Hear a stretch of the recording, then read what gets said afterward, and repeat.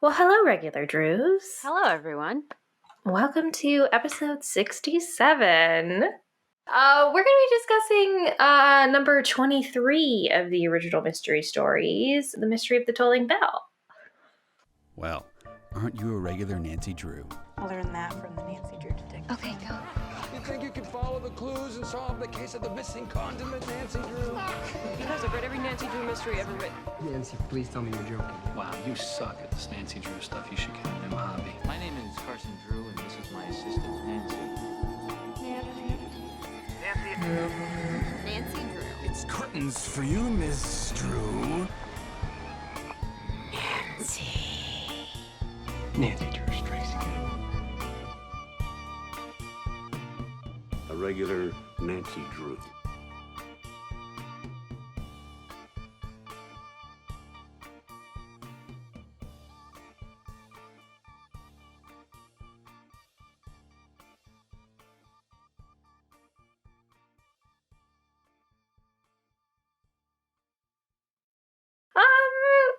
What do you think about this one, Kori? I like the setting. The vibes Yeah. were great. The rest of it's very weird. What did you think of it? I didn't like it. I mean, I agree with you about the vibes. It was very spooky. The ambiance was very good. But I mean, I'm just like, when I was sitting there reading it, I was like, what am I reading? And it was like simultaneously like the most obvious and the most weird that I think I've ever read. I don't know if it's the weirdest Nancy Drew book out there. I think maybe some things Crocodile could beat this Island for sure. was weirder. Oh yeah, definitely. Just in like randomness, you know. This one wasn't super random. It was just kind of like, honestly, I felt like the mystery was just, it was obvious because there wasn't really like, we knew what the crime was from the beginning.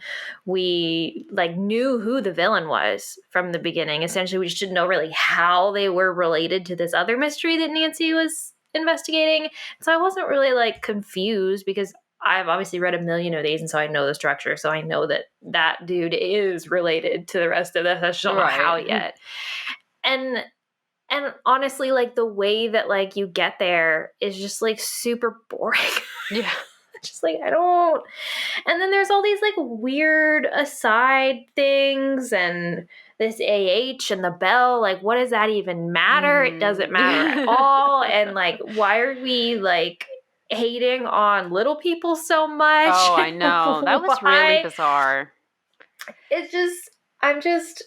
And also, it felt like probably the least like feminist book of the Nancy Drew books that I've ever read. That aspect really bothered me because there was a few times where they set it up to where they make it seem like George is going to come through or Bess is going to come through and save Nancy or they're all going to work together to solve it. And then Ned comes down on his white horse and it's like, why did he show up? At least twice that happens. Yeah. Oh, yeah. This book is definitely written by a super Ned fan, like a big Ned fan. Like they love them some Ned. And he is definitely very white knighty in this. And I hate it so much. So many times George is like, why don't you ask Ned? Or Ned could do that. Or aren't you going to see Ned tonight? And it's like, we should ask Ned what he thinks. We need his opinion in order to proceed with this. And also kind of like Carson as well is very patriarchal in this. And I didn't like it. And it didn't feel like Nancy was making any decisions. Honestly, it felt like she was the one getting them into trouble and being like hot-headed or like not hot-headed, like single-minded about stuff. And then, Ned or Carson comes in to save the day. And it's like, really? Really? Yeah. This is where we are? I do think that maybe it's a little bit weird. I think the reason why people think this book is so weird is probably because this is number 23. And so it's relatively early in the series. And so I think it's probably the weirdest one of the earlier books, you know? Definitely. Like, I think that probably like when you read all of those and then you get to this one, you're like, whoa, elves? Like... like losing consciousness and hallucinating, like yikes. But I think, it's not that crazy. And I think that the mystery is just not good. Yeah. you know? I will say it felt like a very fast read just because it wasn't, like you were saying, it's not overly complicated. The mystery is what it is. You kind of figure it out, but there's a lot of like excitement right from the start. Yeah. Like normally I feel like we wouldn't even visit the cave until like chapter 10. Well, we go in like chapter 2 in this one, and then we have all this excitement straight away. So it does feel like everything's moving very quickly, and then you get to the end and it's like, what was that? Okay. All right. That was, so. Yeah, that's definitely true. The stakes are very high in this book. Yeah. Mm-hmm. And then especially with the Carson stuff that happens right after all the drama with the cave, like there's a lot of like really high adventure type of stuff right at the start, and then the rest of it is just like, wow, that went by really fast. Not because you like are so absorbed with the mystery, but just because there's so much happening right from the start, and then it's like, oh well. Yeah. I do feel like there's a lot of extraneous detail in this book. There is, yeah. Mm-hmm. I'm just like, why? This isn't relevant. Why are you telling me this character's name? They never show up again. That happens at least twice.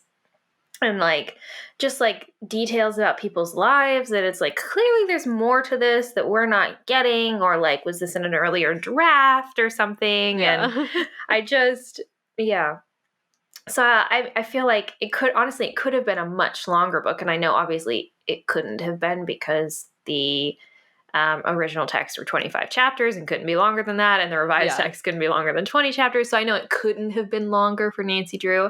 But if it like wasn't like one of these like, formatted mystery books, it could have been like much longer and much more in depth, just with all of like the clear detail that is like in there that we're just like not getting, So I thought that was interesting. And I felt like having more detail could have made it a much more compelling read and more interesting to read. Like if we had gotten more like backstory about AH and Grumper, which we'll talk about that name later. But yeah, so it didn't seem to hit for me on really any point, which is why I didn't like it. Fair enough. Yeah. So I did read both the original and the revised text. The original, obviously, it's a lot longer than the revised text, but even so, like making it longer didn't help any of the things that you didn't like about it. Because it is, I mean, they do put in more detail, but all of it is extraneous. Like, it's just to tell us that Bess doesn't like shrimp, and like, there's just like as it goes, the original is pretty similar to the revised. Like, not much was changed, just a few extraneous details were taken out. So imagine how, if you think that there's too many extra details in there, imagine how bad it is for the revised. Yeah. I just feel like it needed to go one way or the other, but I guess even an extra 5 chapters is not enough to make it in the other direction. Like it would maybe have to be like the length of a Dickens novel to really get into all of the stuff that they put in there. So it's probably not realistic, but I did really like the setting of it. And I mean, with the episodes that we've been doing recently, it's almost like the location is the point. Wonder what that's about. But I feel like with the rich setting of it, I feel like it had more potential, especially with the like pirate backstory kind of like thing that comes with it. Pirate back? Well, talk about that I could have used a lot more of the pirate stuff. Right. Yeah. So that kind of brings me to something else I need to confess really quickly here from following up from the last episode with the CW show. I have seen the finale because it did air this week, and it converted me. I must say, I am now a CW fan. I don't know what it was about it. I think I just needed to see both bookends before I could really appreciate what was in the middle, but I'm sold. Like... Okay. It convinced me of it, and just reading this, it felt so much like the same setting as the CW show that I Her Interactive, listen closely. I need you to get Kennedy McMahon on the phone and make a game where we're like set in this type of area. And then maybe it's not this mystery because it's not the strongest mystery, but maybe Nancy goes to the cave to investigate the bell thing, but it's a real ghost this time. And like, I just need a game. Like it's like Danger on Deception Island vibes, but extra spooky, like Ghost of Thornton Hall level spooky. But I need that vibe in a game.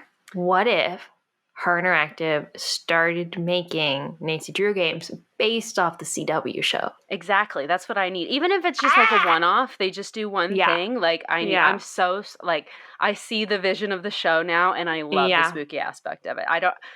I'm sorry. I just okay. This is not what we came here to talk about today. Gonna watch but it just like it made me really want that in a game. Like I need to have Kennedy McMahon voice it, and I need it to be like a continuation of her timeline, her universe of Nancy, and make it extra spooky, extra scary games from that. Okay. I think that would work really well.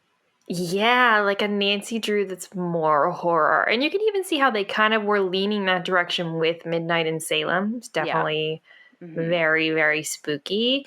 And so I could get into that. Like a Nancy Drew kind of slight horror game, but a horror mystery. Yeah. That could be good, wouldn't it? And just have it be like that kind of setting. Even with like they go and they work at the restaurant here, maybe a mini game. You go and do a shift at the Claw or something, and like that's right up that Nancy Drew game alley. Exactly.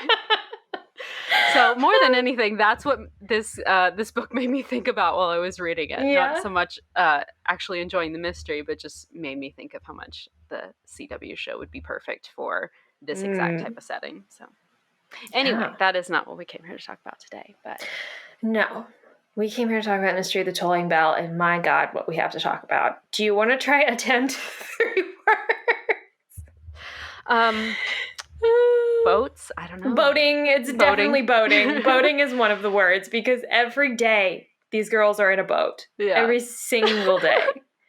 I think it also just has to be Ned. Like, it's just the Ned show. It's absolutely Ned. It's Ned on every page. Right. Ned is everywhere. Perfume. Yeah. Or like beauty makeup. Products. Yeah. Or just beauty in general, maybe. Okay, yeah. Because there's lots of like stuff about Minnie. Is that her name? Minnie. And even how they kind of talk about Madame too is very interesting. Anyway, I think kind of just beauty, Ned, and boating. Ugh. Not the vibe. Yeah, that's not the vibe. I wanted the vibe to be spooky cliffside with the thick ghost fog and then the ghost pirate coming in, and then we get like 5 minutes of that in the first couple of chapters, and then it's like, oh, guess what? Perfume. Ned. Even the Belle stuff is like really random and doesn't seem old. Interesting. Yeah. Like AH's character is so annoying. And when we go to talk to him about Belle's the first time, it is so weird. And even you can tell like Nancy, Bess, and George are like, so anyway, about this ghost thing. So, but okay. No, I think that's a good 3 words. Yeah, sure. I think so. Okay. Do you want to jump in? Yeah. Do you want to start us off? Sure. Okay. So we start off the way we usually do, with George complaining and policing Bess's diet. It's just so familiar. It's just, you know what? Let's just hold on. Let me just explain, because we're going to talk about this later. So we might as well talk about it now. Bess is hungry because they're on a road trip, and so she wants to stop and get food. And George says, "You shouldn't be." George says bluntly, "You shouldn't be hungry. You shouldn't be thinking about food." Glancing at her cousin's slightly plump figure. There we go. Great. Excellent. Thanks so much, George, for your input. You shouldn't be listening to your body, Bess. How dare you? Well, okay. It's like, and it's clearly like lunchtime or dinner time or something, because Nancy says later, like, we have to eat, calories or not. Which, thanks, Nancy. I think that's probably the first, like, supportive thing that Nancy has ever said in response to George and Bess's issues about weight. But so, like, clearly it's, like, time, and she suggests, like, lobster. So it's, like, it's clearly they need to eat. Yeah. And so George is just being mean for no reason. Just for no reason. Because she thinks Bess is fat. Yeah. Oh, yeah. And so she just wants her to starve herself. That's the comments are enough, but to like side eye her and like stare, that's Anyway, so that's how we start. But what is really happening here is that all three girls are taking a road trip to the small seaside town of Candleton, where Carson is also heading separately. He's not traveling with them because he wants to assist this woman who was apparently swindled out of a lot of money. And he's asked Nancy and I guess Bess and George to come down. And her name is Mrs. Chantry. She runs a tea room and a gift shop. And it's kind of like implied that she has to do this now because she's lost all her money, which I think is just so funny and so classist. It's like, oh, she's now, one of like the common people. She has to run a restaurant because she doesn't have her generational wealth anymore. Oh. And it's like, well, how did she buy the restaurant then? Anyway, it's a different time. Yeah. Also, apparently, ghostly and unexplainable things keep happening along the coast of Whitecap Bay, which is where Candleton is located. So they're driving on this road trip, and then they come upon this small town where they decide to stop for lunch and walk around a bit. And then they come across this woman with a French accent who is selling cosmetics from a cart, like out on Main Street or something. And it's clearly a bit of like a shady outfit. She's like clearly kind of not explaining where the products come from. Yeah. And the girls even kind of like sample it and they're like, oh, this is like not great or whatever. But it's clearly like attracting a lot of attention from like local girls in town, and like everybody's really like clamoring to get this makeup and this perfume or whatever. And so Bess decides to buy a bottle of perfume despite Nancy and George discouraging her from doing that and being like, I don't know, Bess, I don't think this could be really bad or whatever. But she does. And after she buys that, the woman then like quickly hurries away so that like, she can't ask for her money back once she opens it, right? Then a horse who is like drawing a carriage nearby gets startled in the street and then like runs towards them on the street. And everyone scatters. But Nancy, I don't know why she decides to do this. I guess out of some, inner heroine situation, decides that she's going to move the makeup cart out of the way because the woman abandoned it and the horse is running directly towards it. She doesn't want to hurt the horse, so she moves the makeup cart and gets out of the way just in time. Everybody's fine, so they start to leave, but then a stranger runs up and like grabs Nancy's arm and calls her a thief and calls for the police. Nancy quickly realizes that this woman thinks that Nancy owns the cart because she just moved it. So she thought that it was like her like pushing the cart because she owned the cart, and is upset because her daughter apparently had an allergic reaction to that makeup. And so she's trying to call the police to get Nancy arrested for selling bad makeup, I guess. Was it an allergic reaction or was she just mad for buying it at all? I don't know. I thought it was an allergic reaction.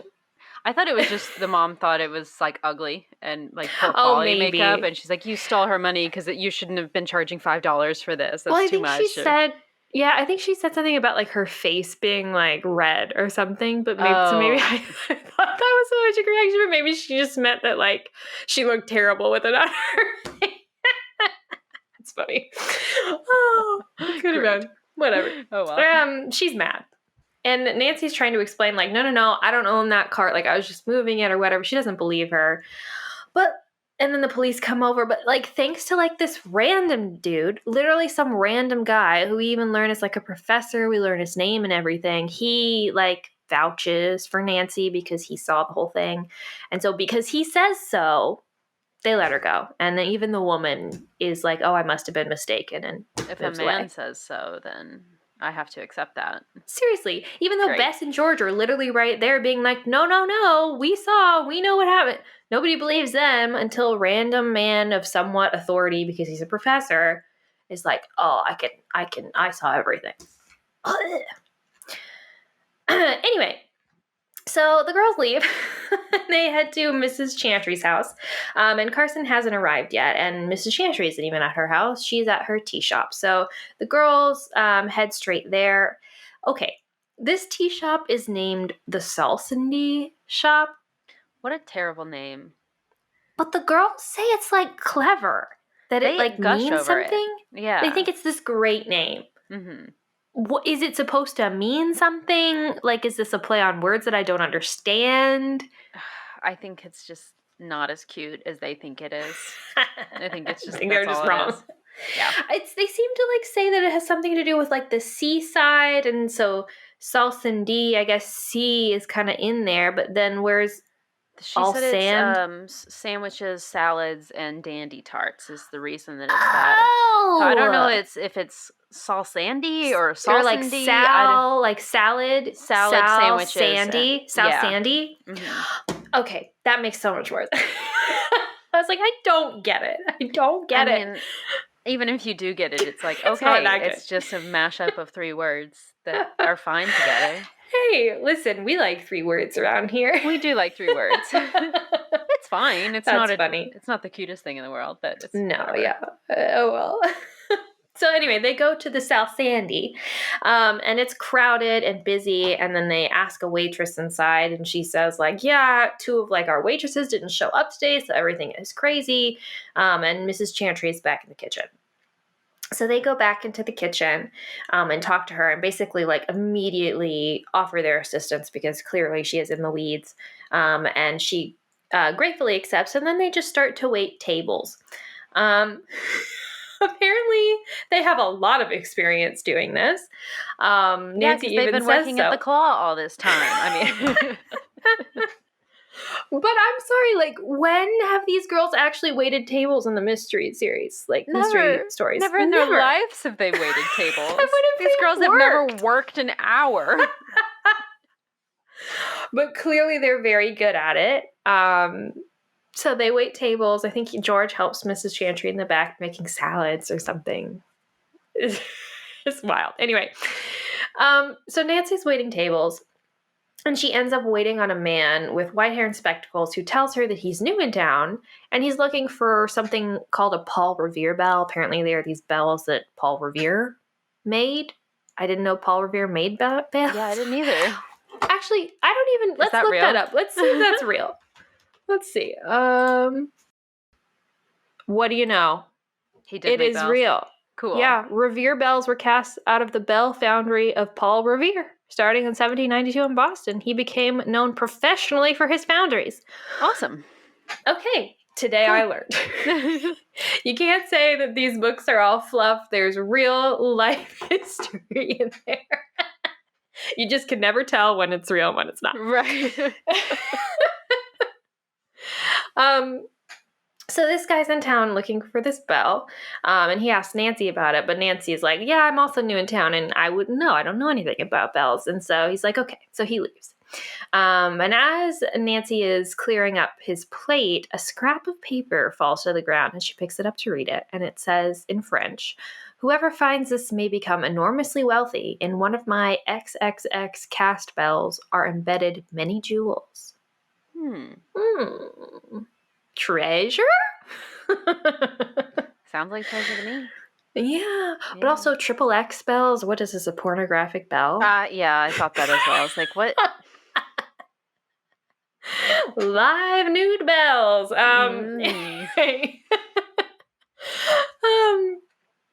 So Nancy decides that this is an important note, clearly, so she leaves it at the shop in case the man comes back to get it. And then they go home. Later that evening, it's become clear that Carson is delayed somehow, and he hasn't left any kind of message for Nancy, which has her concerned, like what's happened to Carson. She asks, but she decides, even though Carson's not there, that she's going to ask Mrs. Chantry about the mystery anyway. And so Mrs. Chantry tells us that it's rumored that this cave nearby, named Bald Head Cave, is inhabited by a ghost, and that several accidents have happened in that area recently. Apparently, this bell will toll, and then water rushes out of the cave. And if people don't leave the area quickly enough, they're engulfed by the water and drown. And it takes Nancy 20 more chapters to understand that this is how tides work. That's what happens to a sea cave when the tide comes in. Yeah. So funny. I know. When she says that, when they're like out swimming or whatever, she's like, "Oh, I've just realized." I'm like, "Wow." How?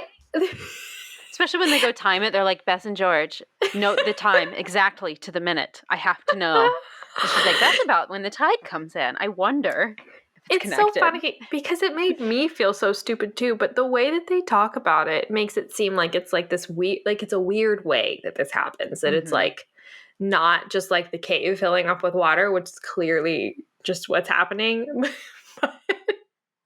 I'm like, oh my God, obviously it's the tide, Nancy. Good grief. Why did we not think about this when we were told this? Well, and all the townspeople as well. It's so mysterious how every day at about the same time, the cave fills with water. It's so mysterious. They have to like concoct this ghost story. I mean, I know it's not fully concocted, but it's like even the fisherman who she runs into and like rescues later is like, I don't know how that could possibly happen. He's a local fisherman who's been fishing here for like 20 years or something, he says, and he doesn't know that when the water comes in, weird. But you can connect it. It's the tide. That's why the water rises. It's like clearly like this isn't a new occurrence. Like this must have happened every single time the tide has come in forever for this cave. It's just the bell and the ghost part that are new. So it's like the water rushing really shouldn't be that weird to everybody. Like, right? Yeah. But apparently it is. Whatever. So that's the mystery, guys. That's the very mysterious occurrence. The tide, and then a ghost in a bell. The next morning, there's still no word from Carson. So Nancy decides that to keep her mind off of worrying about Carson, she's going to go visit Bald Head Cave. So they rent a boat. Her and Bess and George rent a boat. First time. Definitely not the last time. And they go out to the site. As they approach, they see like a man above the cave, like up on the cliffside with a telescope, just looking out, and they just assume that he's a local, but they're going to see him again many times. They stop outside the cave because Bess doesn't want to go into it. Mark this as another Bess psychic moment. Yes. Bess comes through in this in a big way. Bess is great in this book. Big way. Yeah. Hashtag Team Bess, major Team Bess moment. Yes. Bess saves all of their lives. Well, I mean, not Nancy, but she definitely saves George's life, which is like, yeah, George, that's what you get for being mean to Bess. Be a little bit more appreciative of her next time. Well, so anyway, we'll talk about it. Yes. We'll talk about it when we get there. I'm getting mad ahead of time. But Bess really doesn't want to go in. She says that it's spooky, it's creepy, she doesn't feel good about it, whatever, she doesn't want to go in. But Nancy and George try to convince her, and Bess just stops cold. And she's like shakily says that she just saw a ghost in a white robe going back into the cave. Ooh. But they don't hear a bell. And so they're like, oh, well, maybe you just imagined it best because you're scared and you think you saw something. But I don't hear anything and I didn't see anything. So we're just going to paddle into it. You can stay in the boat if you want, Bess. But George and I, we're going to go in and we're going to investigate. So horrible. Anyway, so Nancy rows the boat into the cave. And she gets out and explores like the ledge in there a little bit with George. But Bess is not leaving the boat. But then George stops. And George says that she just saw the ghost now too, like farther back into the cave. And Nancy still hasn't seen it at this point. And she's just like, okay, are you just getting spooked? Like what is going on? She's like, you can go back to the boat if you want, George. But I'm going to keep going. But just then they hear the tolling bell, like a deep tolling bell. And then suddenly they hear the rush of water. And Nancy tells George, literally she tells her, run for your life. Very spooky. This is honestly a good scene. This is a nice It's little very scene. exciting. Definitely. Yes. Yeah. So George starts trying to run for her life. She's a little bit ahead of Nancy, so she has a little bit further of a chance to get to the boat. But right away, Nancy can see that neither she or George are going to have time to make it to the boat.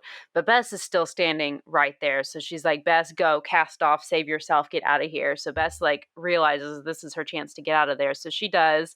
She unties the boat from, I guess, wherever she had it tied up on the ledge. And she's like clinging to the side of the boat, and the water just like sweeps her like up and out of the cave. Just this massive wave comes through. She ends up like getting trapped like underneath the boat, and then has to like, she's like clinging to it, has to like manage to flip it, and then trying to like, bail water out of it. And then the oars are of course gone now. So she's trying to like cling to the boat with one arm and like paddle the boat with her other arm. And it's just, sounds terrifying, honestly. So she, as soon as she kind of gets her wits about her, she starts looking around for Nancy and George. Doesn't see either of them, but eventually she spots a swimmer way out over yonder and hopes that it's one of them. So she makes her way over there, and it is George. And she gets to her like just in time before she like starts to lose her strength, and Bess has to like grab her, and she tries to like pull her into the boat, but the motor is like flooded and they can't get the boat working. So she has to like, oh, and George is like injured as well, because I guess she'd hit her elbow or her arm on the rock. Yeah, when she got ejected from the cave. So one of her arms is just like completely limp and she can't swim. So Bess has to like carry her back to the shore, basically, on her back. Yeah, Bess. This is really a big hero moment for Bess, because she's able to like manage it. And Bess herself is absolutely exhausted from all this effort of trying to swim herself and George and boat back just with her hands. And so she 100% saves George's life. And it's like, she does. Clearly, she can't be that out of shape if she's able to save you like that, George. Right. Yeah. Somebody has a little bit more endurance than we give her credit for. Sounds like those 5 extra pounds might have helped in this situation. Maybe. Giving us a little buoyancy. I mean, seriously. Maybe there are times when one might appreciate that. Yeah. Maybe you should get on board, George. So annoying. So she gets George like onto the beach. George is, recovering for a second here, and Bess almost like passes out herself from exhaustion, but then she rallies because she has to go back and get Nancy. Does she manage to get the boat working at this point? No, I think she's still just like paddling with her hands. I think she jumps back into the boat. I don't know how they actually save the boat. I forgot this, but they definitely return it somehow. Oh, no, that's what it is, because they mentioned that there's the watertight compartment inside the boat, and Bess is able to get in there, and there's a towel in there, and she uses that to like dry off the motor, and somehow that gets it working again. Yeah, they dry it off. Yeah, they just like wait for it to dry out. Yeah. So she gets the boat back out into the water. I think George is still on the shore, and she's like looking around for Nancy, and she can't see her anywhere, and she starts to like panic a little bit. But then all of a sudden they hear Nancy's voice, and she looks up, and Nancy's just like on this ledge above the cave. She's like, Nancy, how did you get up there? Like the waves weren't high enough to like wash you up there. So Nancy is like yelling to them, but because of, I guess, the uneven like cliff line of the rocks, she's not able to see where Bess and George are. And so I don't think that Nancy can hear them either, because I think Bess is shouting to her from the boat. But so Bess like tries to maneuver the boat to get closer to her, but then when she gets over there finally and looks back up to that ledge, Nancy's just gone. Great. So they figure, okay, maybe she found like another path like up to the top of the cliff to like get out. So what they decide to do is they go back to the shore, they return the boat. George has an extra key to Nancy's car, so they just get in Nancy's car and then are going to go drive and pick her up. But then at this point the book kind of switches to Nancy's point of view, and we see what's going on with her.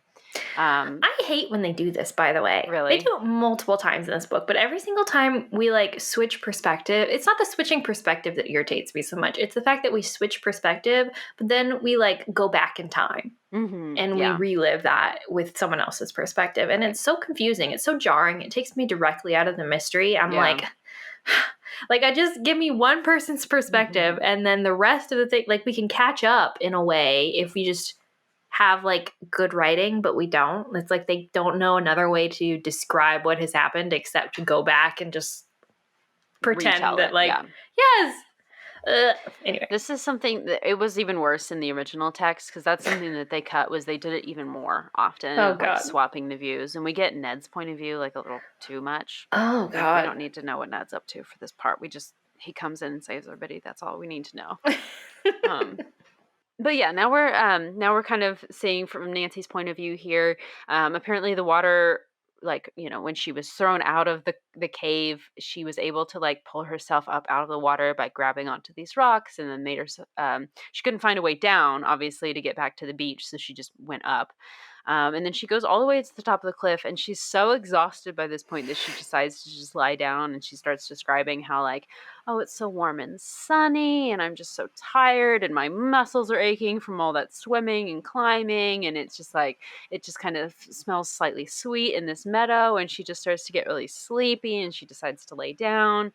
And then she gets like actively drowsy, like she almost gets a little bit dizzy and starts to kind of fade out. So she's like, okay, clearly I just like overexerted myself. I'm just going to lay down here for a minute and feel better. And then she starts to like wake up, and she's not fully awake, but she starts to come out of her little nap, and she hears some men's voices off in the distance a little bit, and she's like, oh, that's kind of weird. I wonder who that could be. But then she gets a little bit sleepier, and she tries to stand up, but then she's like, no, I'm just still so exhausted. And then she just goes unconscious. And then we go into her dream, and we kind of get the idea of what Nancy's dreaming about here. And she dreams that little brown elves come over and cast a spell on her to like make her sleepy. And she can hear them like talking about her and deciding what they're going to do with her. And then she dreams that they pick her up and they carry her a really, really long distance and then put her down on a couch that's really uncomfortable. Yeah. But then she wakes up and realizes that she's just in a ditch, and she's uncomfortable because she's laying on some rocks. In a ditch. And she's like, oh man, I must have been out for a really long time. The sun's starting to go down. This is really weird.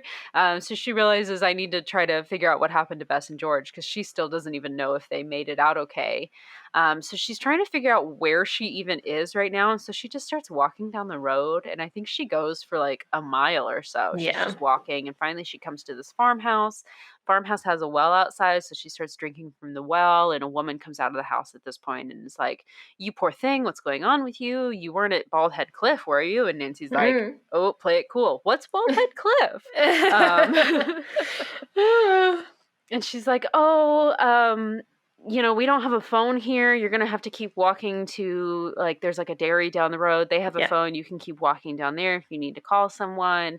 And Nancy asks if they have a car. And she's like, well, my husband's out of the house right now. He's not going to be back for a few more hours. And Nancy's like, well, I can't wait a few more hours to try to find Bess and George. So I guess I just got to keep walking. So she starts walking, but then a car comes up like behind her on the drive. It starts coming towards her, and she's like, oh, hey, maybe it's that lady's husband. Maybe I can, maybe it's just some other rando. Maybe I can flag this car down and ask for a ride or something. So she starts like, trying to hitchhike, and she realizes it's her own car. And she's like, hold on, wait a minute. And so you think, oh, good, Bess and George managed to find her and are coming to save her. Ned jumps out and runs up to Nancy and asks her how she's doing. Apparently, he's in the area because he's staying here for the summer to sell insurance to his parents' friends. What? I'm sorry, I just dropped stuff because I was so... This is wild. Well, how many jobs does this boy have? Oh, in the original, he's just there for vacation as well. He's just also on an unrelated vacation nearby. Why is he here selling insurance? I know this is. I'm sure this is supposed to be some summer job or something, but it's like selling insurance. So many times. Yeah, so many times it is like on a school project or something, and I get that, but like, what a random thing to choose. I just hate this so much because Bess and George have everything that they need in order to go rescue Nancy. But instead of just going straight to rescue Nancy, they decide to go get Ned and then bring him back so that he can do the rescuing. Like, they just needed him to do the driving, even though George says her arm is fine now by the time she actually gets in the car. So there's no problem with either Bess or George to drive. Yeah, I think it's supposed to be that they didn't like they couldn't find her, and so they went back to the house because I think it's been a significant amount of time. And when they were there, they just ran into Ned because Ned was coming by to visit. Because that's still so cheap. I know. Hey, Ned, come help us rescue Nancy. Well, but then it's also yeah, like... no, I see your note now. Sorry. Yeah. Well, then it's also like, you know, why, how come Ned can find her? Like, why is Ned special? And if they couldn't find her, why can Ned? You know? Yeah, they just decided to drive around a little more, and he got lucky. And he gets to be the hero. Right. Yeah. Even though Bess is the one who saved the boat. Bess saved everyone. Their rental deposit. She saved George, who fat shamed her earlier. Right. Like all of this stuff. And I'm sure she drove the car, like, because George's arm was hurt or whatever. So, yeah. Bess. So Bess is the hero, not Ned. Bess is the hero, but Ned gets the hero moment. He jumps out. He gets Nancy back into the car. She tells them what happens. Nobody's particularly concerned, and they're like, "That was weird. Maybe we'll come back You sometime. must have been tired. Try it again." Yeah. So then they all go back home, and then they have breakfast, or I guess this is the next morning. They have breakfast, and Nancy decides that she is going to go to the post office to see if maybe Carson had like tried to get in touch with them, and the mail just couldn't be delivered for some reason. So they go. There's nothing from Carson, so they go back to Mrs. Chantry's house. And when she gets there, there's a phone call for her. And she's like, "Oh, finally. Hey, Dad, what's going on?" And in response, not Carson's voice. It's this strange man says that he's calling on behalf of Carson. Says, "Hey, I'm calling for your father.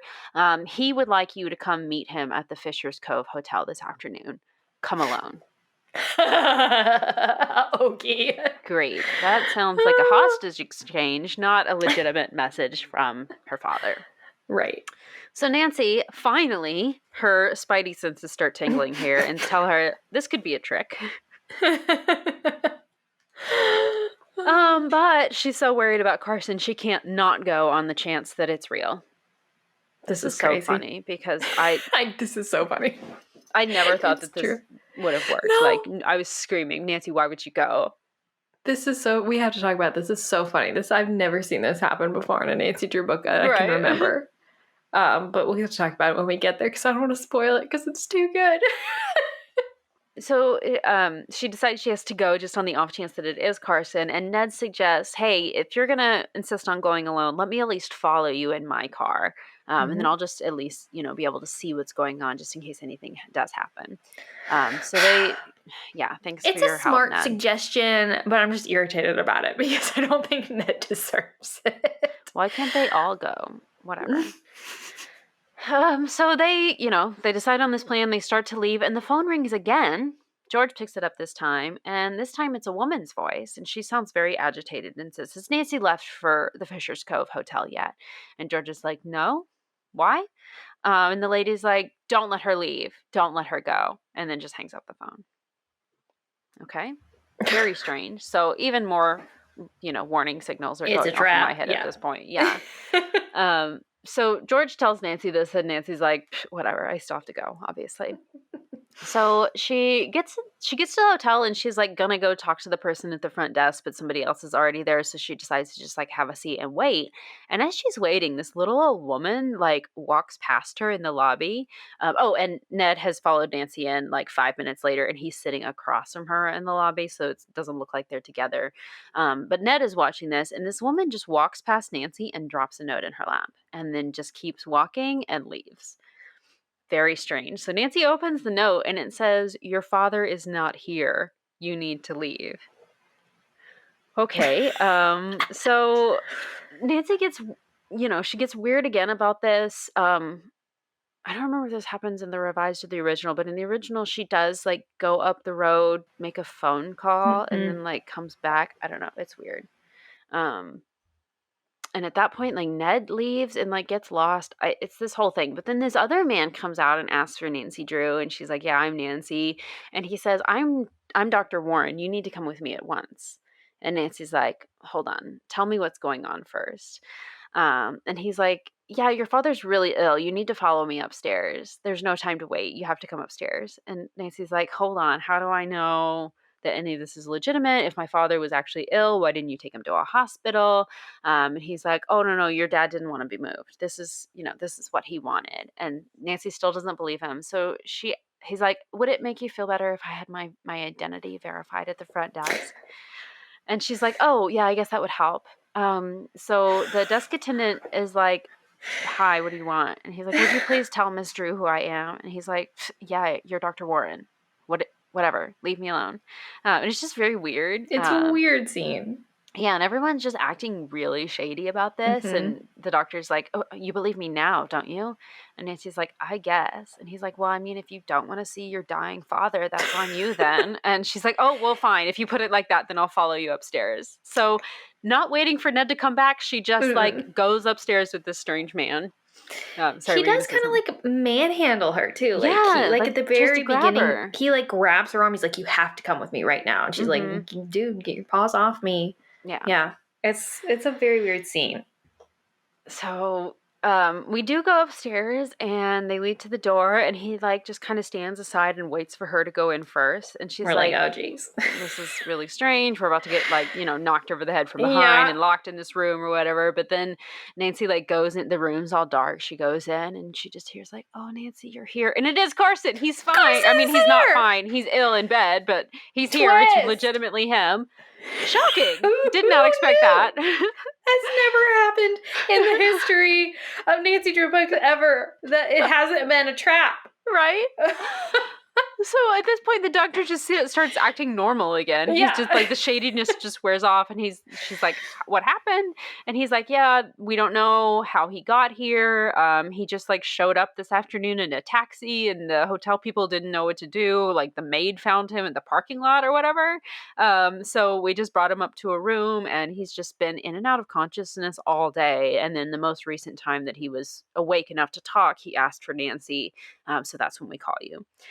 So at this point, Carson does kind of come to, and the doctor tells her that like sometimes he'll rally and seem fine, and then other times he just starts to seem really, really sick again, and he doesn't really understand what's causing that or why. Sometimes he's better and why sometimes he just starts getting sick again for no reason. So the doctor leaves, and Carson starts telling Nancy that he met with the men who cheated Mrs. Chantry in New York, and then he flew into town. Once he got to the airport's only like 10 miles away. So he just got a taxi to come to this hotel to then have Nancy come pick him up, which is really weird to me why he wouldn't just get the taxi straight there or just have Nancy come pick him up from the airport. Yeah. But apparently he like decided to share a cab with another woman who was also waiting. And then the cab just left him there at the hotel. Nancy just thinks that all of that is weird. And she's like, when could you have like gotten sick or anything? And Carson kind of theorizes that maybe the men that he met with in New York gave him some sort of slow acting sleeping pill or poison or some sort of drug that is only now affecting him like the next day or a few hours later. And then Nancy's like, hold on, stop talking. Because she hears somebody right outside the door that was like eavesdropping on them. So she runs to the door. And nobody's there. Of course. Yeah. She's sure she heard someone, but there's nobody there. This happens all the time too. We never learn who this is, but I think it fits enough into the mystery that it doesn't irritate me as being just like a random. We do learn who it is later. Oh, we do? But in the original we do. They do cover that, okay. But it was just, it's one of those things where we just see Ned's perspective of this. Like he sees the lady leaving the door. Okay. Yeah. But yeah, it's not that big of a deal, but it's who you think it is later. So, okay. Yeah. There's lots of people that it could be at this particular point, especially when we get an explanation later. So it's not like out of the realm of possibility. So I accept it, even though it's never truly explained in the revised text. So Carson's ready to leave, though. He's like, I want to get out of this hotel. Like, please get me out of here, Nancy. This is weird, whatever. And he wants Nancy to take him to Mrs. Chantry's house. And Nancy isn't sure she wants to move him yet because he could be really sick. She wants to call the doctor and ask his opinion before she tries to move Carson. So she goes to make the call out in the lobby, but she can't reach the doctor, probably because he literally just left this hotel, Nancy. Right. Not in his office yet. So she can't reach him. So she goes back to the room. But once she gets back, Carson is gone. He's missing. The bed has been made, and she even checks in the closet, and his like suitcase and clothes are gone. And so it seems like she's like, am I in the wrong room? Like, has he packed up all his things and left on his own because he doesn't know what he's doing because he's sick? Has someone come in here and moved him, taken him? So she's panicking. At this point, Ned is out in his car in the parking lot, and I vaguely remember he communicated that he was going to be doing this somehow to Nancy. I don't know if he met her down in the lobby or whatever, but he's out there. He knows where Nancy is, and he's paying attention. And so Nancy signals to him, and he comes up. They go get the hotel clerk to like unlock other doors on the floor to see if like maybe Carson wandered into another room or something, or someone put him in another room. And eventually they find him. He's just in another room in that hallway. And Carson explains that when Nancy left the room, he got up and got dressed to get ready to go, packed all his stuff up. But then a maid came into the room to make the bed and clean the room. And of course he let her because he's about to leave, right? But then he can't remember anything, and he just woke up in this room. He doesn't remember how he got here. He doesn't remember what happened. But the clerk is like, no, a maid didn't come into your room. The maids aren't even like working yet. Like they literally only should have just gotten here like to start working. So I don't think that that's what happened. But Carson is like really adamant that he's like, no, this happened. I know that this happened. I'm not confused about that. And I could even identify the woman who it was if I could see all your maids, right? And so he goes to get the maids, and they all come up, and Carson like is like, no, the woman's not here. She's one of their maids. And he's like, well, these are all the maids that we have, whatever. I don't know who you saw. But so Nancy is like, well, it must have been someone impersonating a maid. Okay. Whatever. So with the help of Ned, they decide to just get out of here because clearly some shenanigans are going on. So they get Carson down to the car and take him over to Mrs. Chantry's house. And Nancy essentially spends the next few days kind of caring for him until he seems mostly recovered. Then she and Ned decide to take a picnic lunch outside of Candleton. They go on so many dates in this book. They so really many. do.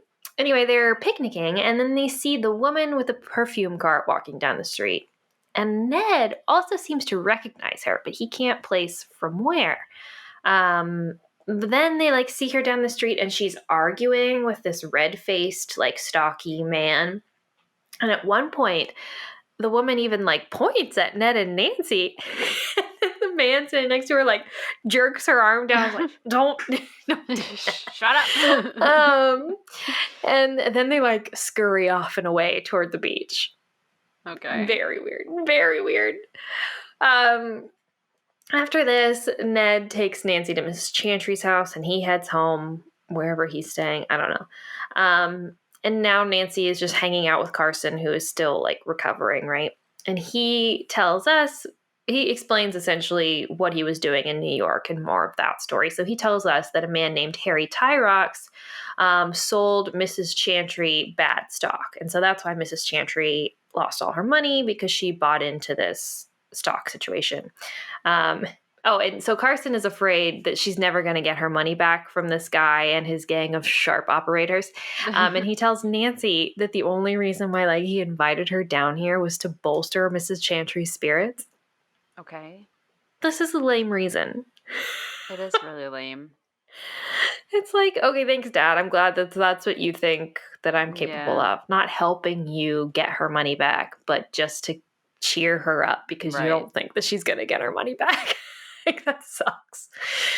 Oh. Anyway, Mrs. Chantry is still having trouble in her tea room, so the next day the girls go there to help out again.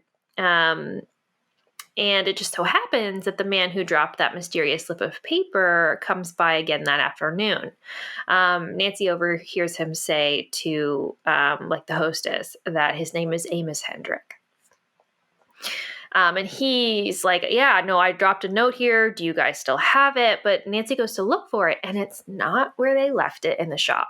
They can't find it. It's missing. And she's like, oh, I'm sorry, I did find it, but now it's gone. And he's all upset about it because obviously it's a really important note and he doesn't want anyone else to get their hands on it. And he also doesn't even want to tell like Nancy, Bess, and George about it because he, is trying to be secretive of it. But basically Nancy, Bess, and George convince him to let them help him solve this mystery, of course. So they go take a walk on the beach because he doesn't want to talk in the restaurant. And he just talks a lot about bells. He just spends like paragraphs just explaining about the history of bells and like the American Revolution. But basically, man knows what he likes. I know. Seriously, this is his special interest for sure. Yeah. But basically, he's interested in one specific bell that was made by Paul Revere. Apparently, he found this note, a note that got dropped in the restaurant, in his grandfather's things about this particular bell, which supposedly is encrusted with jewels. And apparently was also stolen from his grandfather's foundry by this guy. There's clearly a lot of history here, and he doesn't even really go into it. It's just kind of like, okay, you're looking for a bell. Yeah. I think it's because Nancy and Bess and George were bored and didn't really care, which I can't blame them for. But they tell him, oh, hey, we heard a bell in Bald Head Cave. Could that be your grandfather's bell?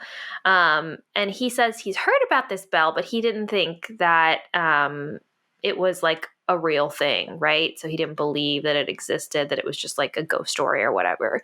And he previously even went to the cave to investigate it, but he didn't hear anything. And so he just left, assuming it was, not real.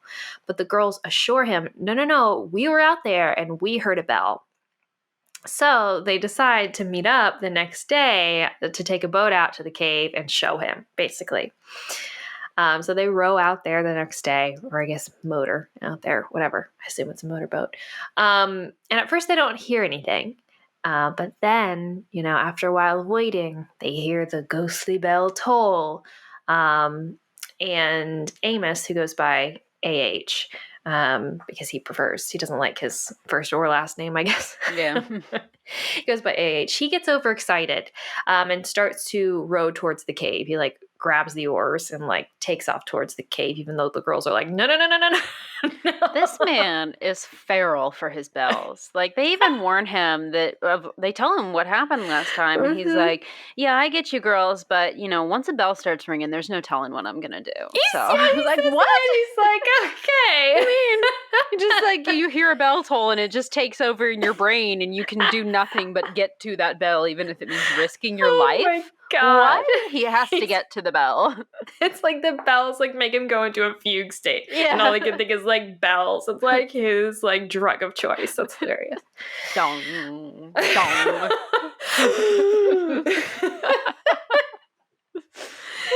I love it. But Nancy, so she manages to grab the oars from him and stop him, and he's kind of snaps out of it. It's sorry, I don't know Nancy what came over me. Spell. It's the bells. And then he tells this weird ghost story about this worker from the foundry with a bell joining pirates and disappearing off the coast. But it's not his grandfather's foundry, I don't think. It's just some random foundry. And so he talks about pirates, and maybe it's a pirate cave and it's an old bell. I think it's just something that happened near this area, not necessarily anything that his family had anything to do with, which is weird. And he just knows about it because he knows a lot about bells. There's pirates. That's all we get of pirates. There should be a lot more of the pirate history, in my opinion. But seriously. Wow. So anyway, since they're there, Nancy wants to do some more exploring. So she and George go to climb the cliff. And Bess and A.H., and Bess is still kind of freaked out. They both stay in the boat, right? Mm. So Nancy and George climb up the rocks, and Nancy shows George where she fell unconscious the other day. George twists her ankle because apparently she can't do anything but injure herself in this book. So she's just like, I'll just rest here. You keep going. And so Nancy just leaves her. This is akin to the time when George lost her clothes in the shed. That was the previous book. That was Crumbling Wall. Crumbling Wall. Yeah. They even refer to they refer to Crumbling Wall a few times in this book as well, which is fun. Remember that Crumbling Wall case? And this is more dangerous than that, right, guys? Yeah, this seems more dangerous. They should have referred to him, George being like, you remember that time you left me in the shed naked, Nancy? And then a toddler stole, not a toddler, but like a 12-year-old stole all my clothes from a rock. Oh, it's too good. Boating adventures with Nancy Drew. Boating disasters with George Fane. That's more like it. Chalk this one up. Another time Nancy leaves me. Oh, you deserve it, George, man. You deserve it. Okay. Yeah. Anyway. That's what you get for fat shaming Bess. Yeah. Sorry. This is karma. That's karma, bitch. Anyway. Oh my God. This is too funny. So Nancy keeps going. She walks on and she comes upon this cabin that she didn't see the other day. So she approaches it thinking that, hey, maybe the men who I overheard before I passed out yesterday, maybe they live here, right? Maybe I can ask them about this area or something. So she goes up to it. But the cottage is like spooky and deserted and she like even opens it. She goes in and there's like furniture and it's all like dusty and worn down. And there's even like moldy food on plates on the table in there. Like almost like whoever lived here just like got up and left one day and didn't even like wash the dishes before they left. This is so spooky. Like they didn't even finish their meal. Like something was that urgent. That's so chilling. Ugh. Mm-hmm. And then suddenly Nancy hears Bess shouting outside. So she runs outside. She latches the door before she goes and she runs outside. And she runs over to the cliff's edge where George is. And Bess is like standing down the cliff on the shore below and like shouting up at them. And they can see that A.H. has taken the boat by himself and is just motoring off directly towards Candleton, leaving them stranded there. At first I thought he was going to be kidnapping Bess, but I guess he just forced her out of the boat. And she says later that she got out to take a like break, like to take a walk, like stretch her legs. Oh, I see. Okay. Yeah. In the original, Bess does get out with George and Nancy at this point, but she also gets injured with George, so both of them end up staying back. Like it's not even her ankle. She's like trying to climb up the trail and it's too steep, so she literally just slides down and like Oh my God. Horrifying. Like almost like falls out into the sea and Nancy has to grab her and they're like, stay here, Bess. How about you just don't go on? Oh my gosh. It's great. Oh man. So this very much seems like A.H. is just stranding them there on purpose.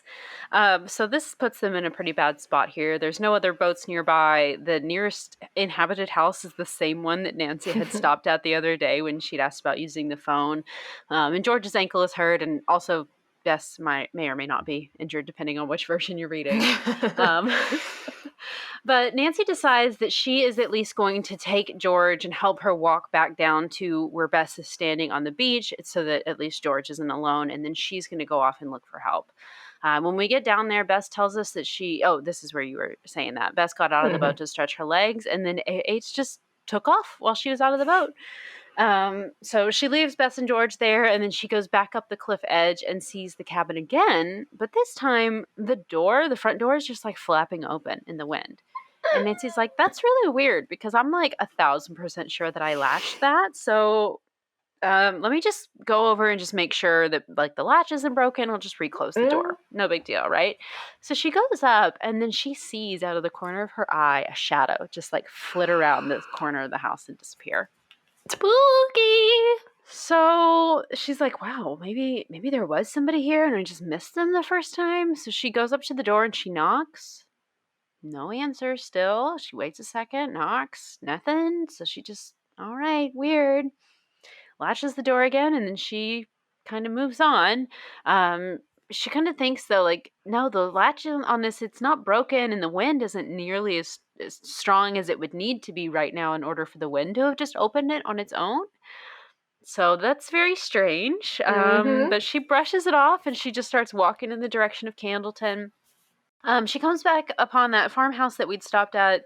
Is it just yesterday in this time frame in the book? Yeah. So she goes back, and just imagine the farmer and the wife that lived there. Like, again, you're just like. Just got stranded again? What's going on with you? But this time when she gets there, the farmer is like in his truck, just like sitting in the driveway. He's clearly like just about to leave. And so she catches up with him and is like, hey, are you going to Candleton? He's like, yeah, hop in. I'll give you a ride. And then she gets back around to where they had originally rented the boat. AH has already come back and dropped the boat off and returned it and everything. So she just rents the same boat again, takes it back, rescues Bess and George, and then they come back. Should have titled this book Adventures in Boating. Right.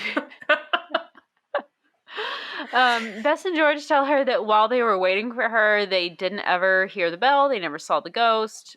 Everything's fine. So whatever. They get back in the boat, get back to land, drive back to Mrs. Chantry's house, and they're all fine here. So once they get back, Carson starts telling Nancy that the men who swindled Mrs. Chantry have disappeared from New York. After he met with them, I guess he got like a telegram from his assistant that they just cleared out. Now that Carson knows where they are, they just left. So now Carson is really upset with this because he gave them the opportunity to like make things right, and now they're just gone. So Nancy asks Miss Chantry. She asked what Mrs. Chantry invested in, and Carson says that it was this fake perfume. This French company named Moncoeur. I mean, you'd say it better than I would. You've had French. I never took Moncoeur. My French is really bad. It's my heart. However you say that in French. Coeur. Which is the exact same perfume that Bess bought from the lady with the cart at the beginning of the book.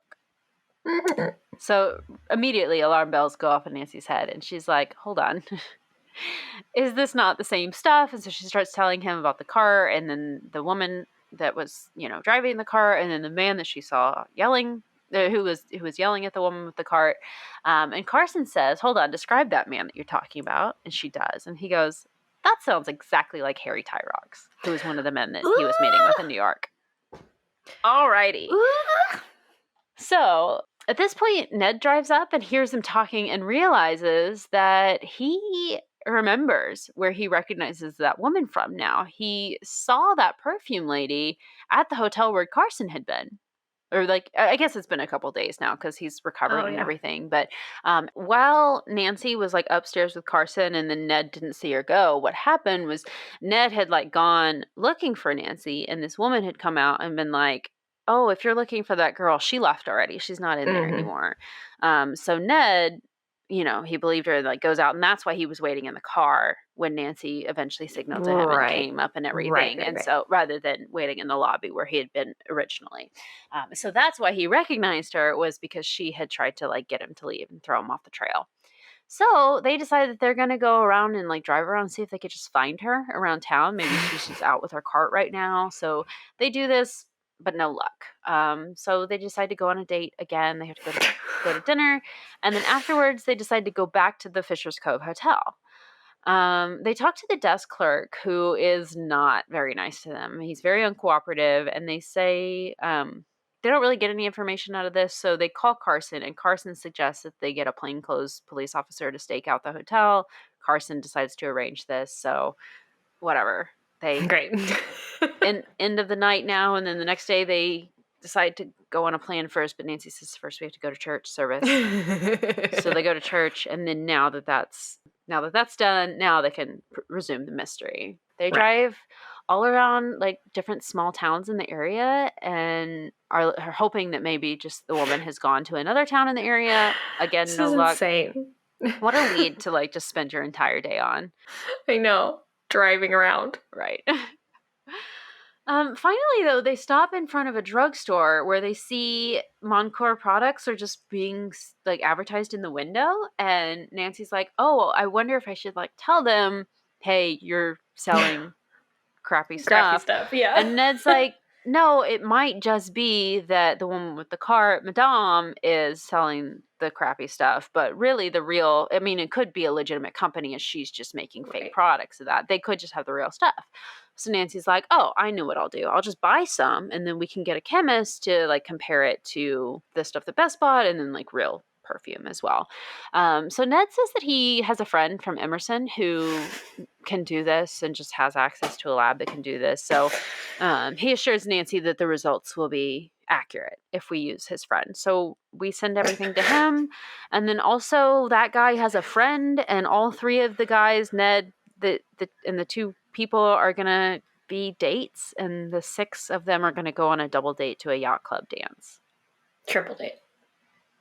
Triple date. Yes. Thank you.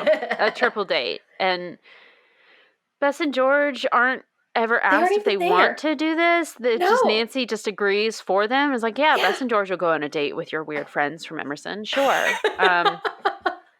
But like they go through the trouble too of like explaining that like, oh, one of them is actually a guy that George has dated before.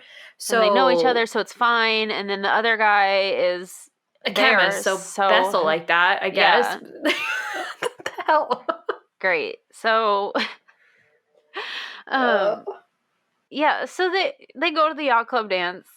They have a grand old time. They come back. They meet up at Mrs. Gentry's home. Oh, sorry, they don't go yet. Before they go to the dance, they get the results. The friend brings the results. He says all the samples were poor quality. Essentially, that perfume you bought is little more than just water mixed with a tiny bit of rubbing alcohol. So not good quality. Then they go to the dance, and then they come back. Well, not quite. Oh, sorry. No, they just go. Yeah, but before then, so like Mr. Drew is, after the chemist tells them that Mr. Drew, because Bess has a sample of the perfume, he has to see it, and then she brings it down and he smells it and he remembers that the woman who was with him in the taxi was wearing that perfume. Yes. Okay. Yeah. So he has this memory of, like, he just associates the smell. Like he gets overcome. Like he like has to like sit down because he's like, oh, and Nancy like thinks that he's being like drugged again, or like he's having another one of like his attacks. And he's like, no, I just have a really bad like visceral like PTSD essentially from being drugged like with that scent. Yeah. Anyway. Well, yeah, one step closer to figuring it out. Great. So yeah, they theorize, maybe this woman in the taxi was the one who actually drugged him with the perfume. Then they go to the dance. Yes. And then the next morning, that's really all that they say of the dance. But then the next morning, Carson says that he has to go back to New York because his assistant has found an important clue about these perfume products and these people that are making them. So he has to leave town. But he asks Nancy to stay and also pack his stuff up for him because he can't do that himself. But he says, you stay here, you finish the Bell mystery thing, and I'll go figure out this counterfeiting makeup. Whatever. Sorry to backtrack, but really quick, I just realized I think I understand the whole dance situation now. And I think essentially, like, because it's weird that, like, why would they do this? Like, why would they not just, like, send the stuff to his chemist friend to be tested and then get the results by phone or mail or whatever? Like, why is he coming to town to deliver the results? And why are they going on a weird date? Like, why is he having a date arranged for him? Like, also, he didn't agree to the date either. But I think what it is, it's like payment. Ew. Uh-huh. It's got to be like, there's got to be something in it for him. So Ned arranges this date as like a form of like entertainment for him. We'll go on the date with you if you do the chemistry. Ew, no, you're right. That's gotta be I don't like that. This is what I mean about this book being weird and sexist. It's creepy. And then the whole thing with like Carson being like, Nancy, pack my bags for me. It's like, you're a grown man. You're a grown man. Anyway, sorry, didn't mean to interrupt, but it just popped into my brain. No, it adds too much context to it. It's, Oh, there goes another flashlight. Anyway, so So Carson heads to the airport, and Nancy, Bess, and George decide that they are going to go find this woman who Mrs. Chantry had told them about. Her name is Mother Mathilda, and she is pretty famous in the area for her scented candles. She's got this scented candle business, but also she's just like lived in town so long that she knows everybody and everything that's ever gone in town. So she's like the woman to go see if you need to know some piece of town history. So I love this lady. She's awesome. We go meet her, and she's, in the process of making her candles, and she's like complaining that a batch of her candles has been ruined. She says, yeah, it's just, I've been doing this for decades, and my family has been doing this for like a century now of making these candles, but I was the one who came up with this like technique to incorporate the perfume into the candles to make them smell nice. And she's like, this is the first time one of my batches has ever gotten ruined, but because I've refined this process, and I'm just so shocked that it's so gross. And Nancy then notices that she's got a bunch of empty perfume bottles kind of sitting on a table nearby, and she's like, is this the perfume that you use? Because it's the Montclair perfume.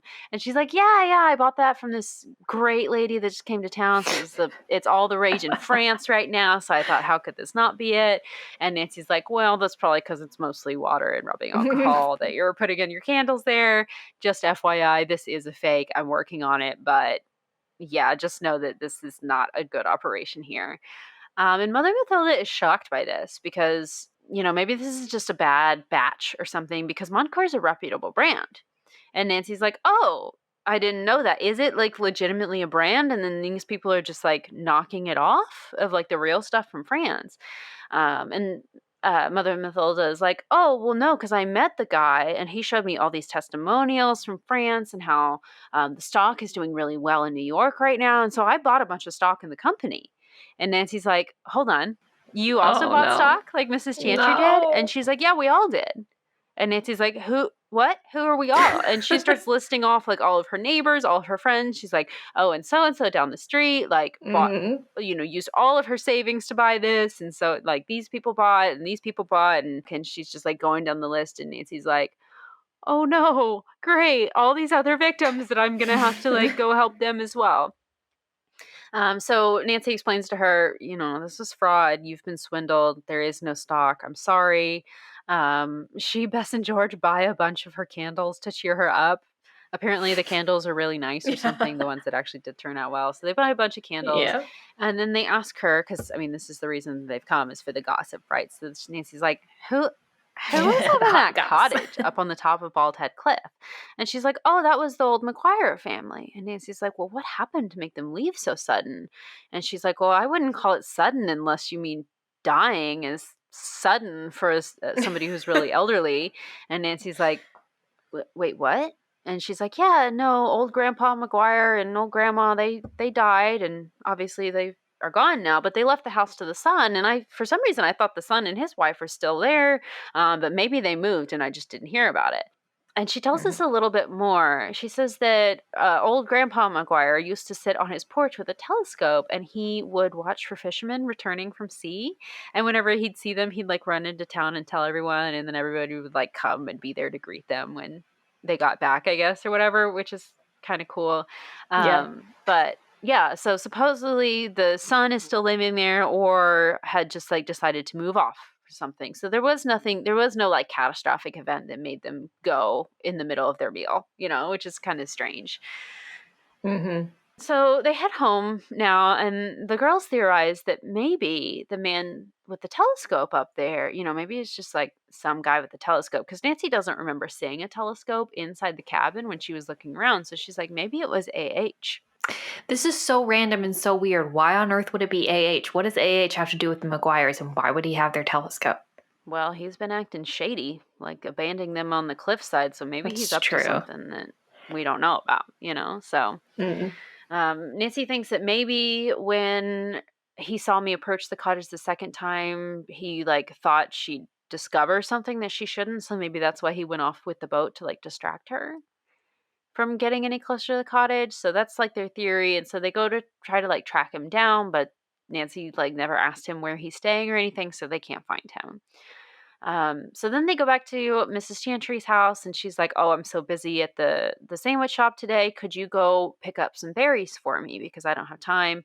And Nancy's like, sure, we'll go get the berries, no problem. So they start driving off to wherever the berries are, whatever farm they're at. And she sees kind of like it's like a side road she has to pull off the highway from to like get to the dirt road that leads to the farm.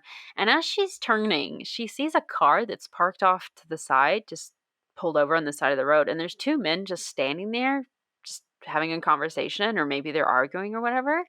And as Nancy gets a little bit closer, she sees that one of them is AH and the other guy is the guy that was talking to the perfume cart lady in the street when she was with Ned. So that's really weird. Yeah, so that guy, remember, we think that guy is Harry Tyrox because we thought, yeah. So, but Nancy's like, well, we have to go pick up the berries first. So they go to pick up the berries. And then by the time they get back, the men are gone.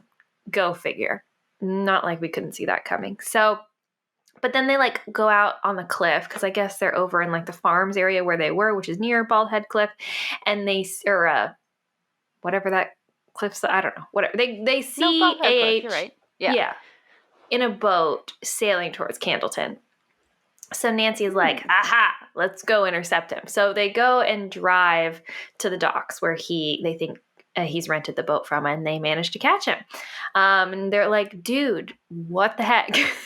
Why did you skip out on us like that? And he apologizes for abandoning them the other day, but he says he realized that he had an appointment and he couldn't wait any longer. Like, he had like just forgotten and had to just like go. Okay. Anyway, Nancy is like, oh, was your appointment with the man that you were just meeting with? Like trying to like catch him out, And he's like, oh, yeah. And he seems surprised that they know that, right? And he says, yeah, that guy's name is Mr. James. He's trying to sell me a bell. Oh, okay. So that's why he just got up and left. A bell was involved. He couldn't help himself. He had to go. So Nancy asks him to describe the man, and the description that he gives matches that of Harry Tyrox, of course. Okay. She does ask him if he ever spied on them through a telescope from the top of the cliff, and he denies that. He says, no, that's not me. Whatever. Later, they decide to go around to all the people that bought the fake stock that Madame Matilda or Mother Matilda mentioned, and like explain that it's all a fraud and that they lost all their money or whatever. And it's very sad. It's like very sad point in the book. Like Nancy talks about how like people are incredibly upset and losing like their life savings, and they just have to like go to like house after house being like breaking the bad news. And so after they've done this, they see Minnie across the street. And Minnie is the daughter of the woman who wanted Nancy arrested for the makeup cart debacle at the very beginning of the book. And we go over and talk to her. And Minnie explains that she has run away. And the girls go over to talk to her because she looks so bad. Like, they think that she's, like, in a bad way because she's wearing, like, gaudy jewelry and really bad makeup and, like, heels that don't fit. And they're like, oh, she looks like she's in a sad state. Like, we need to go check on her. Great. Anyway, she's run away, and she says, it's okay, though, because I have a job working for Madame at the perfume cart. Which, all right. And she tells her job is to pretend to look awful, and then Madame will fix her up with makeup, and, it'll be like this miraculous transformation and convince people nearby that they should buy the makeup, right? And actually, they're having a demonstration tonight. And Nancy's like, excellent. Like, we can catch this woman now, finally. But Bess and George think that this might be dangerous or something, and they think that maybe she should call the police, but maybe she should talk to Ned about it, and Ned can give his opinion on what to do. Because he's a man, and he'll know. It makes more sense for Ned to go to a makeup demonstration than for Bess and George to go with Nancy, right?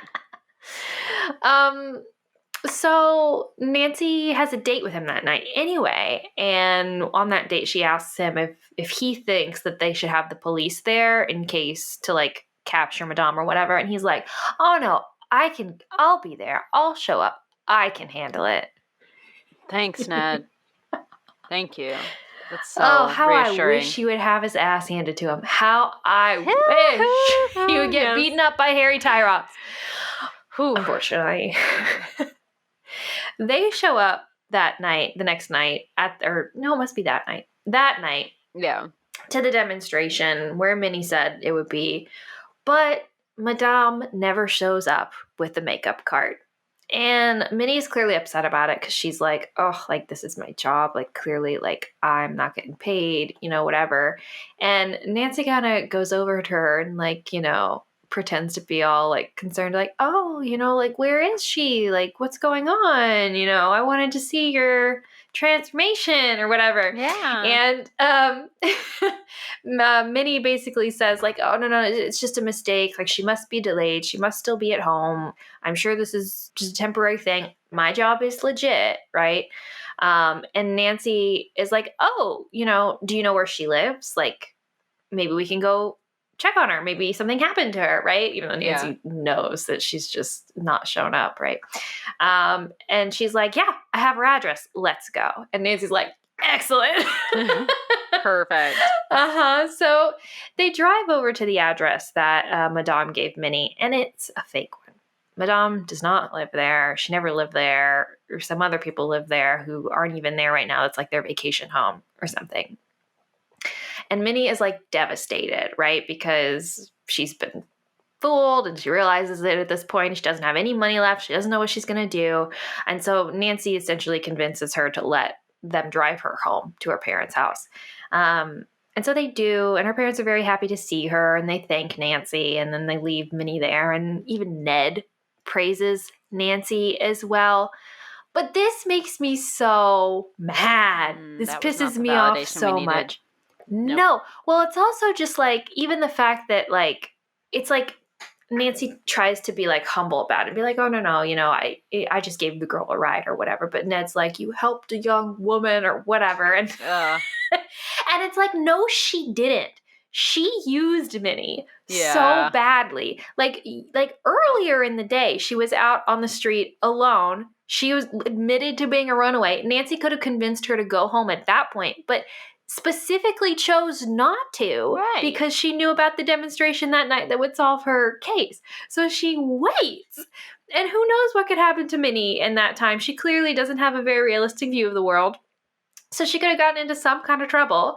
And so only now, and now she gets, like, thanked and praised by Ned and her parents. It's like, no, Nancy's just selfish. That's all this is.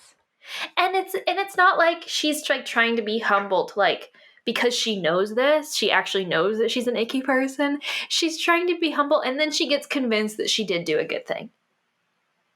Great. By Ned, because Ned's proud of her. Oh, I hate it. I hate it so much. No. Anyway. Okay. So the next day, Bess, George, and Nancy are all helping Mrs. Chantry at the Salsondy shop, and Nancy notices a quote-unquote dwarf-like man that she cannot place. And this is just wild. So after work, Bess, George, and Mrs. Chantry go to a concert, but Nancy begs off because she thinks that Carson might call that night, and so she goes home. He doesn't call, but while she is at Mrs. Chantry's home, a man comes to the door and says that Nancy has to come with him immediately because her father's in trouble. How many times are we going to have this storyline play out?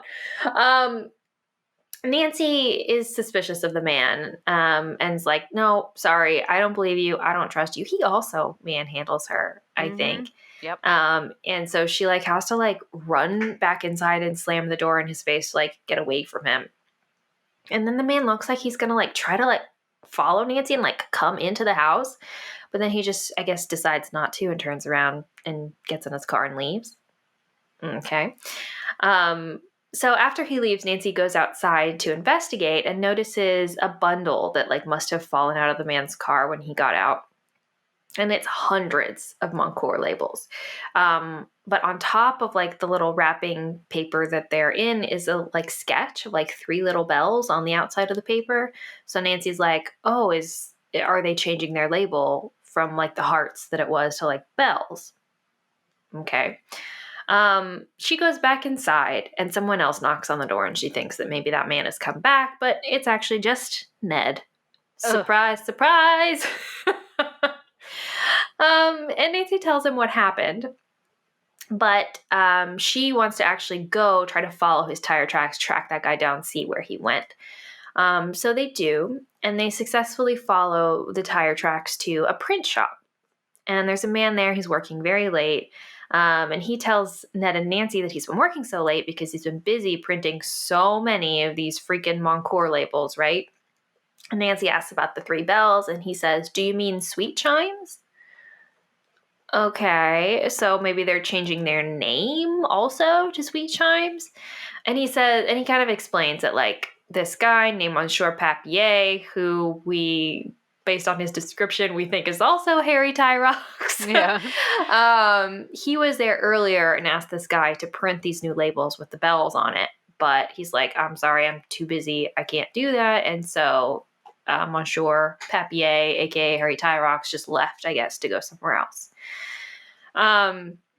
Nancy realizes, so based on this, Nancy realizes that the man who came to her house must have been Harry Tyrox wearing some kind of disguise. Based on the guy's description, it seems like he was maybe wearing a fake beard or something, and he put on an accent, right? Oh, God. Okay. So based on something this man, Harry Tyrox, said to this print shop guy, he said he was heading somewhere with York in the name. So Nancy decides that she and Ned should travel to nearby Yorktown to see if they can find Harry Tyrox, right? They search several of the hotels there without any luck, but then Nancy decides to stop at a restaurant, and the hat check girl tells her that, oh, actually, there's a Spanish woman who was just selling perfume here. She should be back a little bit later.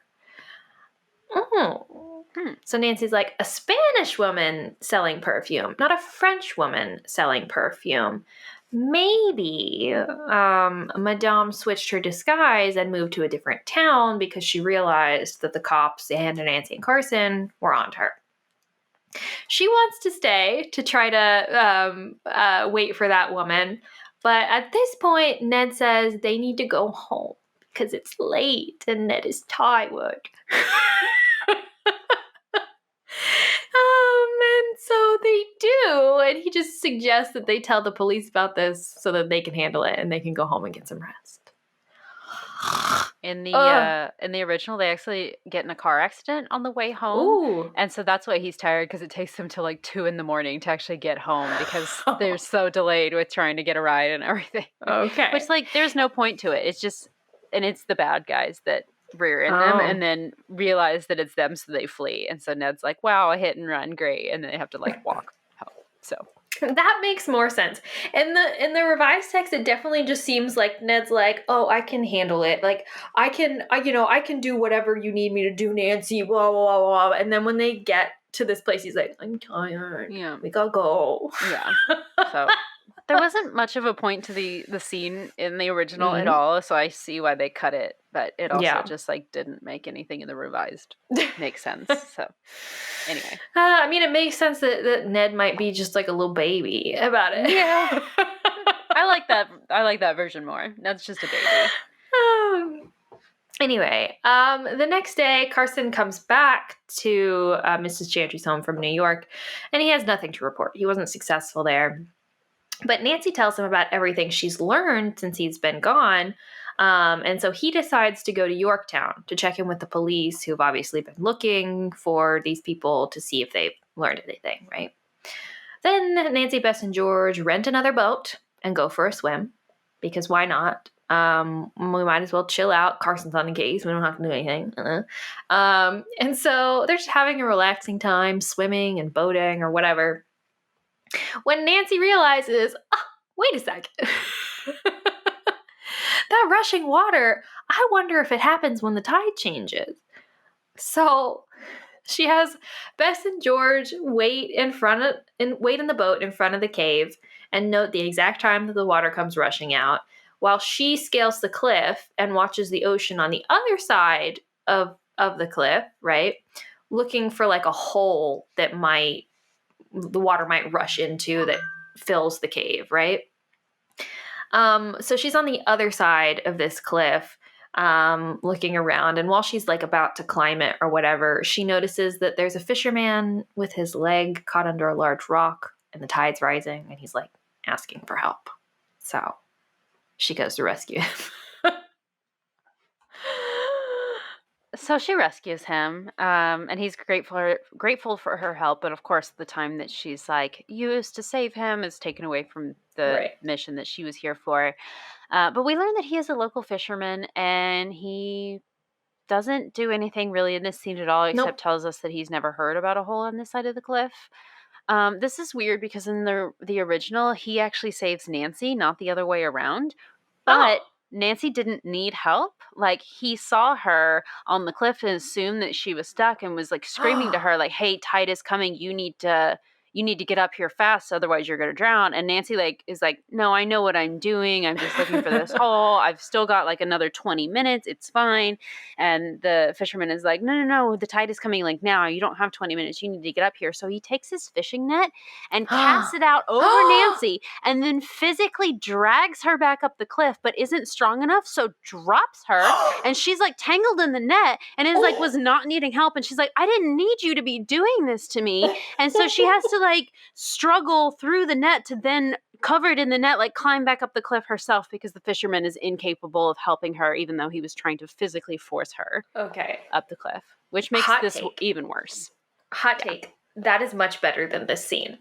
Well, it's more exciting, but not just that. So demeaning. But I think it's definitely demeaning. It's definitely awful. It's definitely sexist as hell on the part of the fisherman. Mm-hmm. But I feel like that's an excellent representation of the kind of stuff that Nancy is up against. Well, that's true. Yeah, that's fair. You know what I mean? Mm-hmm. Like, and clearly she's upset by it, right? And clearly she doesn't need, if it's clear that she doesn't need the help, clear that she's not in danger, clear that that guy doesn't know what he's doing, and in fact causes this to be a bigger disaster or whatever.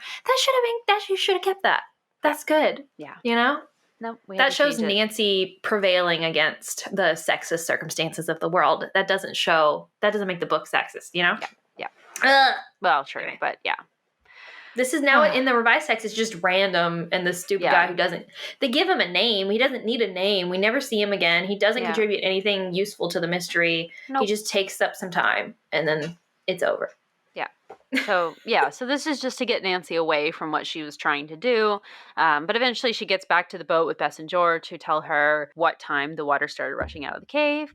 And they realize the bell tolled exactly on the hour right before the water started rushing out. And then Nancy goes, "Oh, wow, it must really be coinciding with the tide." Great. She really wants to go into the cave at this point, but promised Carson that she wouldn't, so they decide not to. Also, Bess isn't jazzed about the idea, so they don't.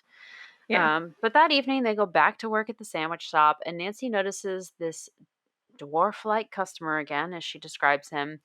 She still can't figure out where she has placed him from, but she thinks that he reminds her of an elf. She's like, "That's weird. Why would I be thinking of elves when I think of this man?" But then she remembers her hallucination and thinks, maybe it wasn't a real elf. Maybe it was just a human who I seem to think looks like an elf. Who was just short. Just a short person. Apparently there's this thing where he always will eat really quickly and then order a second thing of food to go for his wife and then just leave. So before she gets the chance to ask him any questions, he leaves with his food. The next day she's working again and hopes to run into the man, but he doesn't come in, but A.H. does. He tells her that he has not seen this hairy Tyrox guy again since the last time that we'd spotted him on the side of the road talking to him, but he thinks that the bell that Tyrox is trying to sell him is the jeweled bell that he's been looking for all this time, because he did actually trace it to this area, and the son of the guy that they know stole it originally also lives around here. So he thinks that he calls him an ornery little fella who's extraordinarily short, and he goes by the name of Grumper. God. Yeah, this is God. Yeah. I mean, the stigma, like, horrible. Like, and the fact that his like actual name is Grumper, like, you mean like Grumpy, like from like the Seven Dwarfs, like from Snow White. Like, are you serious? Yeah. Who came up with this? Whose idea was this? This is horrible. Harriet Stratemeyer. Oh my God. Well, so no, okay, I think she did the outline, but Mildred wrote the original, and then I think so. It was 1946. Revised it. Yeah. Yes. Yeah. That's correct. Yeah. Great stuff. Mm-hmm. So Nancy asks A.H. if there's any way that the bell that's hanging in Bald Head Cave could be the same jeweled bell that he's looking for. And he says, no, definitely not, because the bell in the cave has a much deeper tone. The one that I'm looking for doesn't sound anything like that. So Nancy starts telling him, I think we could still go in and look at this bell because I have this theory that the water only rises with the tides, because that's how tides work. And she thinks, if we went in at the right time, it would be safe enough to actually go deep enough into the cave to look for this bell. So they decide to do this, although Nancy still thinks that it's very dangerous because she hasn't actually tested this theory. She just tells him that it's possible, so he is going to take it and run with it. But the next day, Nancy and Ned take a boat out to go explore the cave some more, but they learn that A.H. is already here, basically, and so they think that he is in active danger, so they rush over to try to look for him and warn him, but his boat is nowhere to be found. And as they get there, they see the man high up on the cliff again with the telescope. Nancy remarks that it doesn't look like it's A.H., but it does look like he does look familiar to her. So I wonder what that could be. But then they see a little flash of white near the cave entrance, and Nancy sees that this is the ghost, right? And then from within, the bell starts to toll. Of course. Yeah, very, very spooky. So the cave floods, of course, as we know it's going to do, but there's still no sign of A.H. They kind of half expect to see his boat get ejected along with the water, but nothing ever comes. So they decide that they're going to scale the rocks and try to see if they can talk to the telescope guy up there. But they get to the top and no one is up there. And then Nancy's like, oh, hey, Ned, remember when I passed out the last time? This is kind of that same spot. It's right and there. Then she starts to feel really dizzy again.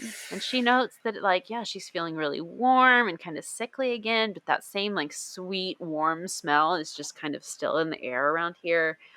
And Ned thinking you're just exhausted from the exertion from climbing up the rock cliff. Let's get you home. So he takes her home, but then Nancy gets back to Mrs. Chantry's house and she starts putting herself through these endurance tests to see how long it takes her to get dizzy. And so she starts zooming up and down the stairs and and she just never gets tired. And she's like, I never got dizzy. That's so weird. And so she starts to think maybe there's fumes around the cave. Maybe there's who knows, carbon monoxide. Maybe there's that hole that I think is in the rocks. Maybe fumes are kind of leaking out of that, and then anybody that goes kind of in this area gets affected by it, and that's why I got dizzy both times that I was there.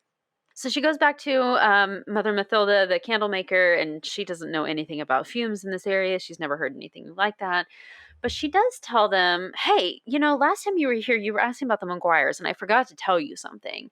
There was this woman, Amy McGuire, who was actually the adopted daughter of the son that was still living in the house. And apparently she was kind of a wild child who, after the grandparents died, she was fine when the grandparents were alive, but then after they died, she kind of just went more wild child and married this guy that they didn't really like, and the parents were so brokenhearted that that's why they decided to leave town. Great. So Nancy gets a call from Carson a little bit later, and he says, can you come to the police station in Yorktown? Because we have a police lineup going on. We want you to try to identify Madame with the cart. So she gets to Yorktown. She does positively ID the woman. They do confirm that it was the same woman that was that got into the cab with Carson and drugged Carson. And the police say it's confirmed that she actually has several names and several disguises, and she's been going around the area selling this perfume dressed as both the Spanish woman and the French woman. But it turns out she is not Spanish or French. She's just from New York and likes to put on these accents and costumes. And she gives this you meddling kids speech as she's being dragged away, but she gets arrested. But then Carson announces that he has to go back to River Heights to prepare for a different case that he has coming up in court. So he says, Nancy, you stay in the area. You try to catch Harry Tyrox for me. And Nancy's like, fine. You got it, dude. I'm there with ya. But first we have to solve the tolling bell mystery, obviously. Right. That's more important. Yeah, so they decide to go investigate the old McGuire cabin again. So she and George decide to go up there because Bess does not want to join them. They get in the house and everything is still, just as they left it last time. But they do find the old family Bible in the house. And when they look through the Bible, they do see inside the Bible is like family birth and death records, but then there's also marriage records. And they see Amy McGuire listed as having married to some guy named Slocum. And Nancy remembers that the hotel clerk that was at the hotel, the Fisher's Cove Hotel where Carson was taken originally, that guy, his last name was Slocum as well.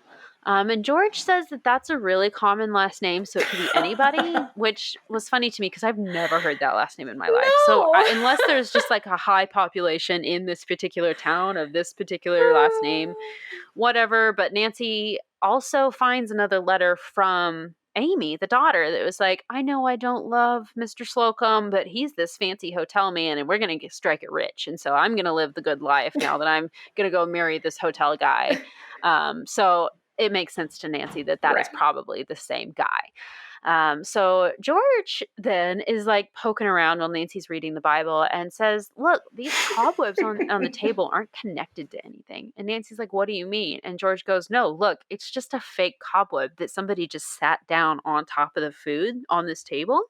And Nancy's like, wow. And they look around a little bit more and they're like, everything is just kind of like artificial. Like it's been made to look abandoned. But it's actually not. It's just like set up to look really gross to keep people away. And then as they're looking around, they hear, don't turn around, walk straight ahead. No funny business. And like this guy like apparently is just like come up behind them from the front door. They didn't notice him come in. And so Nancy and George decide not to turn around, but Nancy has like a view of a mirror to where she can see behind her. And she remarks that this man looks elfin and concludes that he is probably this Grumper man. So this is two elfin-like people that we've seen. Two separate guys, yeah. And this Grumper man tells Nancy and George to put their hands up and walk straight ahead. And Nancy she like can see in the mirror reflection, it doesn't look like he's actually holding a weapon, even though he clearly wants them to think that he is. So Nancy just like wheels around and knocks him one. It just punches him in the face. Woo! And then while he's knocked over, George just goes over and sits on him, which is so funny. And he tells them, I'm not Grumper, but I'm not telling you who I am. I know who you're talking about, but that's not me, but I'm not going to tell you what my name is. But then as he's saying this, they hear a gong sound. But not like right next to them or anything. It just sounds like it's this very distant sound. And Nancy concludes that there must be like a basement or something. And she thinks that probably he has maybe like an accomplice or something hiding out. And if they don't do something fast, she thinks that Grumper, or this guy who's not Grumper, has signaled to someone else. And the gong sound is evidence that somebody else is coming or is destroying evidence elsewhere on the property or something like that. So then somebody does come to the door. There's this dark, looming figure in the doorway. But it's just Ned, here to save the day again. And so they're like debating over this, and they're like, well, what do we do? There's probably somebody else here. And they decide that Ned needs to take this guy to the police right now. So they cart this man off to the police. Ned takes him away, and they're going to wait here, I guess. Nancy and George are. Well, Ned does this so that he can come back with the police and then arrest whoever the accomplice is in the basement or whatever. I'm sorry. This is wild. This is stupid. Yeah. These girls are trespassing. They don't own this place. The McGuires own this place, probably still, right? Oh yeah, right. And this guy tells them like, hey, essentially turn around or don't do anything. And they even have this conversation about like Nancy's like, well, are you allowed to be here or whatever? And he's like, yeah, I kind of am. And so, but they tie him up and they take him to the police station like he's done something wrong. He hasn't harmed them. He doesn't have a weapon. Like he hasn't even threatened them. All he's told them is that like they're not supposed to be here. Right. and they tie him up and take him to the police. What if he's Mr. McGuire? Right. Oh my God. This is crazy to me. Anyway.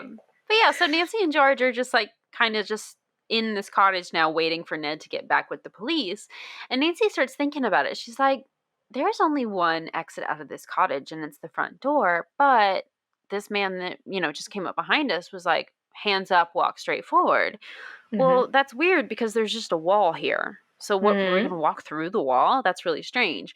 And also Nancy's looking around for some sort of entrance to the basement. Can't find one. But then she's like, well, the wall that he wanted us to walk into is just covered in fishnets. So she kind of moves the fishnets away and realizes we have a secret passageway behind here. And thank God. It is unlocked. Oh, finally. It's unlocked. So when they open the door, it leads down this set of stairs. And George basically tells Nancy, like, hey, like, we should wait for Ned to come back. But Nancy is like, no, like, someone could be down there from Harry Tyrox's gang destroying evidence. And it's like, what? Like, what? Why is this place associated with Harry Tyrox all of a sudden? I don't know.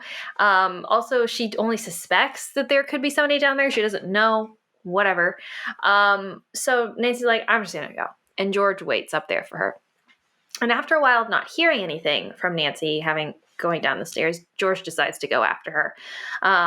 So she goes down the stairs and she's in like this tunnel situation and she hears like these heavy footsteps, which are clearly not Nancy's. So she hides in like this niche in the wall and this man passes by her.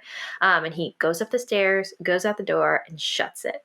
And so George is like, oh no. So she goes up to check the door and the door is locked. So both she and Nancy are now trapped down here in this place behind this secret hidden door that nobody knows is there. And even if Ned comes back, even know about it. Ned doesn't even know about it. So this is big problems. But then also George starts to feel lightheaded and dizzy. She realizes, oh my gosh, this is exactly how Nancy was feeling. I bet I'm being drugged. So she goes to try to get fresh air and she manages to like put her face like up against the crack in the door and like breathe in fresh air that way. So she's okay for a little bit, but meanwhile we get Nancy's perspective and we also go back in time. So Nancy explains how she comes down the stairs and she goes through this tunnel and she finds this large chamber where they appear to be manufacturing the Moncler makeup products. And then Nancy hears two men coming, so she hides under a bench, and then she realizes that the voices of these men are actually coming from behind the wall that the bench is on. There's also like a bench next to her, and then that like wall like swings open with the bench, like hidden door, and the men come out. And she can tell based on the man that it's Harry Tyrox and another person that Nancy assumes is Grumper. So this is like the third elephant like dude, I guess we found. And they're discussing how essentially what they've done is today they've led A.H. here to steal his money and basically kill him with the tide in the cave. And then there's actually a passage that leads down to Baldhead Cave from where they are. And Harry instructs Grumper to go down and just take care of A.H., deal with the situation, right? Ugh. But then, I know it's very threatening and scary. Unsettling, but then they hear George yelling for Nancy out in the corridor because she was calling for Nancy, right? And they realize, oh, we have company. So Grumper sets up this gas to drug them because, oh, right, he's like a chemist or something. Chemist, little person. I can't. Anyway. But then later so they stereotypical. Describe him as being taller than... Yeah, I don't... It's very confusing. It's weird. So he sets up this gas and both he and Harry leaves. And then Nancy starts to feel woozy from the gas and she passes out. But then she wakes back up because I guess it dissipates or something. And she wakes back up, realizes that, oh my gosh, it's 10 minutes until the tide comes in. So she goes down into the tunnel to try to save A.H. because she knows that he's been led there. when she gets there, she sees Grumper dressed up as the ghost, ringing a jeweled bell. She sees A.H. row into this cave, and he has this super weird confrontation with Grumper. They basically act like mortal enemies with like this historic like family feud situation, and there's like this misunderstanding about how Grumper feels like it's his bell because his father was owed the bell from Hendrix' like grandfather or something, but Hendrix is like, no, your father stole the bell or whatever. Okay. It's very like National Treasure. It is. And we needed more backstory about this because we're only learning about this in this big expedition dump here. Like, right. Yeah. Anyway, so this is presumably the bell that Grumper's father stole from A.H.'s grandfather, and A.H. wants to take it from Grumper, but Grumper says, like, we'll go ahead and try because the tide is about to come in soon and kill us all, because also I've locked the door down here so none of us can get out, and I threw away the key. I threw it into the ocean, into the water. What? Why? Why did you do this? He explains, he's like, I'm like pissed off because Harry Tyrox originally tried to like cut me out of this deal. Like he stole my jeweled bell and then tried to sell it out from under me. But now he's cut him back in. So why is he still pissed about this? And also, even if he was pissed about this, he just wants to off himself for vengeance sake. Like that makes no sense. This is wild. Drowning yourself out of spite. Okay. Mm-hmm. Great.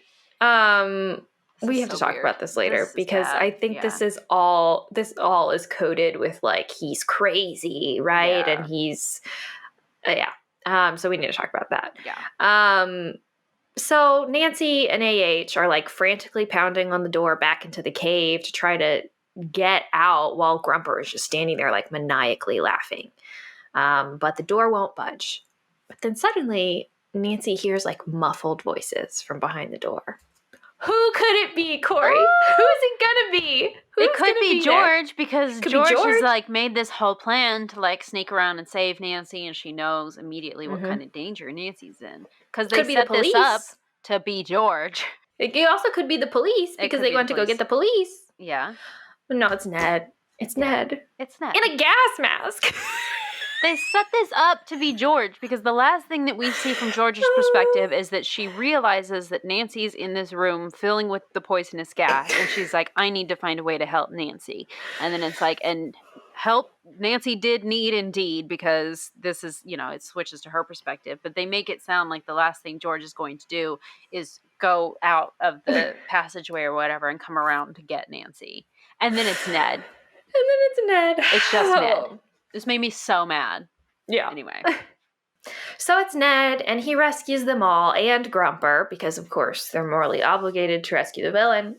He does pass out in the cavern from his own drug fumes, and so Ned Fireman carries him out with his gas mask straight into the custody of a state trooper who arrests him for no reason.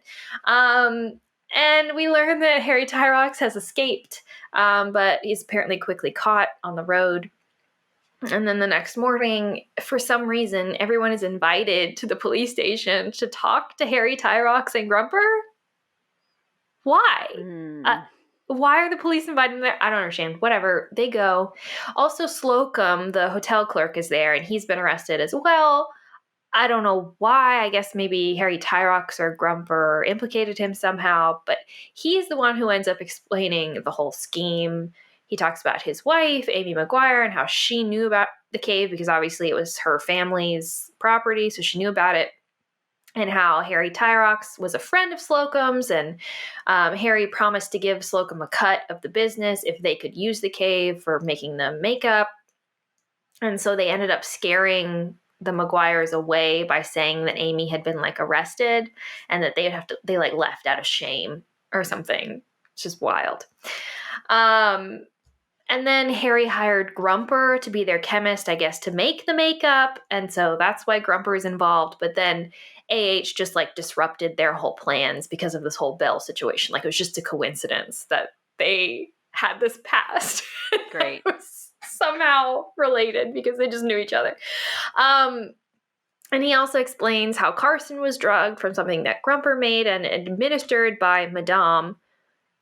I think it's crazy how we don't have a real name for this woman. yet. Still, they do tell her. They don't at this point. He calls her Madame, and they continue to call her Madame. I mean, I know that once she's arrested, we say a couple of her names, but we never refer to her. So no, we don't. Yeah, Madame. No, when she gets arrested and Nancy does the lineup, they call her Mary Smith, and it's like, well, that sounds like a fake name too. So anyway, yeah. And so she drugged him in the cab, and then she moved him to the hotel and re-drugged him whenever he was getting better. So that's why he would kind of be like up and down all over the place, because she was continually drugging him. And he also says that the hotel business, like the hotel situation, Harry actually had a plan to lure Nancy there, drug her as well. And so it was a trap. But then Slocum's wife, Amy, didn't want to do that. She was getting too freaked out and scared about the business. And so she was the one who warned Nancy away with the phone call and the note. I still think it's weird because Harry Tyrox never showed up to drug Nancy, even though Nancy was definitely there the whole time. Well, he called it off at the last second. He was going to do that, and then he thought, it's going to be much harder to have like 2 kidnappees and keep them both quiet and like whatever. So I guess he just called it off at the last second, but these not are the because lamest Amy criminals wanted that. Yeah, they really. We need to talk about this later. They're super lame. They can't succeed at anything they do. They think they're geniuses as well. Yeah, mixing water and rubbing alcohol and calling it perfume. Great. But also, luckily, Harry Tyrox still has all the money that these people invested. He didn't spend any of it. So all those people should be able to get their money back. No problem. And so basically that's the end. But we do get this little wrap up where Nancy explains that she's worried about Amy now that her husband is going to jail, obviously. But Mother Matilda tells them that the Maguires are coming back and she's going to live with them. So it's going to be fine. So Nancy ends up wanting to go to the cottage to like clean it up for the Maguires when they come back. And also she wants to look some more in the cave for the second bell, because the one that Grumper had wasn't the same one as the one that they'd been hearing down in the bell. So there's 2 bells. Well, there's the actual tolling bell, and then there's the bejeweled bell that he was gonna like sell to AH, but really just trapped him there with it. Right. Yeah. So she wants to go down and look for that other bell. And then George and Bess like don't want to go or something, but then Ned shows up. Again, very white knightly, like just like dries up. He's like, "How about me? I could drive you." Thanks, and he Ned. helps her clean the cottage. And then after they clean the cottage, they go down into the cave, and Nancy immediately finds it. She just like knows exactly where to look somehow. She like reaches her hand into a crevice and pulls out this incredibly old bell that she just knows is also a Paul Revere bell. Yeah. And then she theorizes that it must have been here since the Revolutionary War and was stolen by pirates who put it here. And that the only reason that it recently started ringing and wasn't ringing before was because water only just now eroded the opening enough to ring it. And then she keeps it because she says it's her reward for solving the mystery. And then, in what I think is the most significant part of this book, honestly. Oh, yes, this is excellent. Ned makes a comment about how she never pays attention when he talks about anything that's not mysterious. And she says, "Ned, one day I promise to listen." So he's talking about proposing marriage to her, right? Maybe, but I think it's funny that she's not saying, "I promise one day I'll listen." One day I will promise to listen to you. Like, not that I will listen to you one day. It's just one day I'll consider doing it in the future. So not even... I think this is so coded that he has to be talking about like when he's not talking about something, like he's talking about real life, like when he proposes to her, like when he talks about marriage, and she just doesn't listen to him. And she's like, "One day I'll listen to you." It's great because he says the same. He asks her the same question in the original, and she just smiles and walks away. She doesn't even answer. She's just like, "Nice," and then she just leaves. She just leaves him there. That's much better. That's Excellent much better. ending, and I loved it. Yeah. So,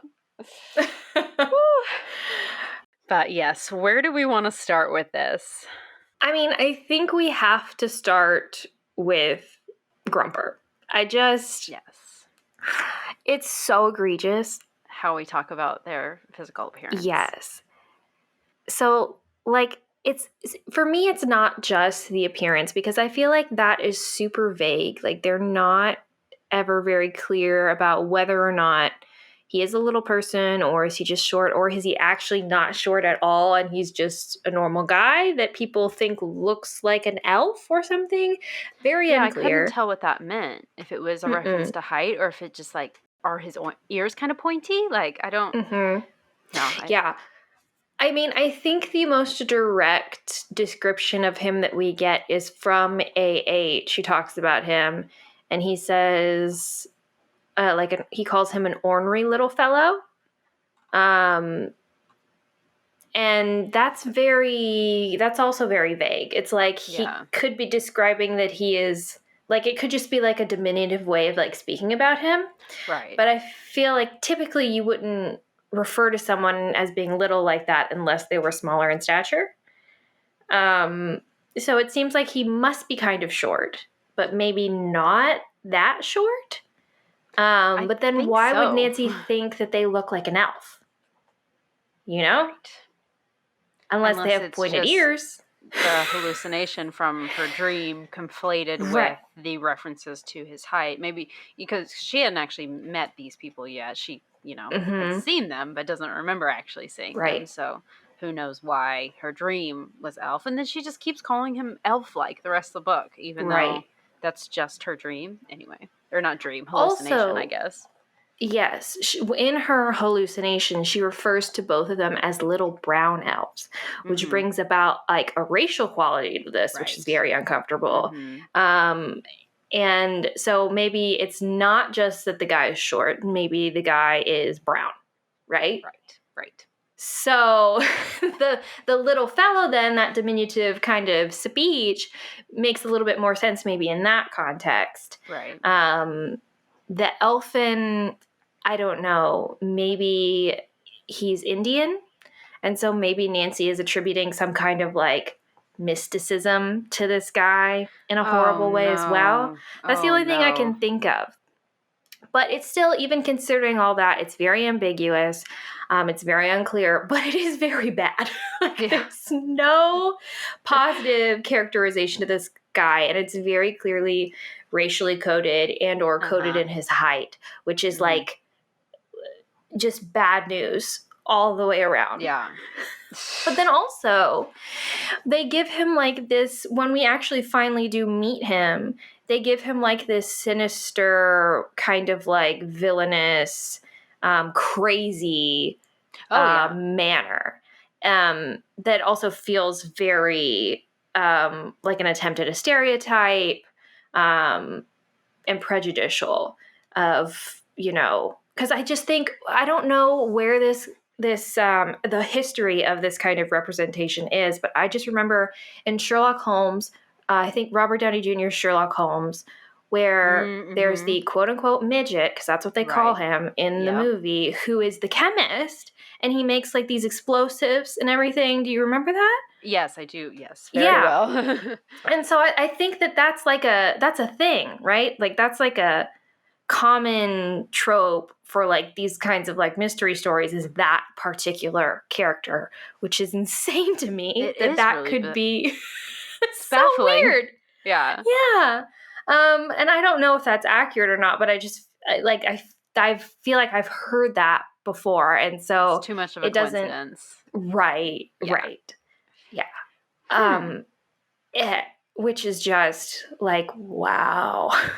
This was written in, let's see, the 70s, right? Or revised in the 70s? In 73. It was, originally 46, revised 73. So, I mean, it's old. I know that it's old. It's just, it's still, it never fails to shock me, this kind of like egregiousness, It never fails. I'm trying to think if there was any differences in the way that they described him with the original versus the revised. And I think it's all pretty much directly the same as what's in the original. There is another character. We didn't even talk about the character in our summary there. Miss Chantry, she has there's another woman that like is at her house. June. Okay, Yeah. I couldn't remember what her name was. We only meet her once in the revised text, and so I just skipped over it. Like, she literally just greets Nancy, Bess, and George when they arrive, and we never talk to her again.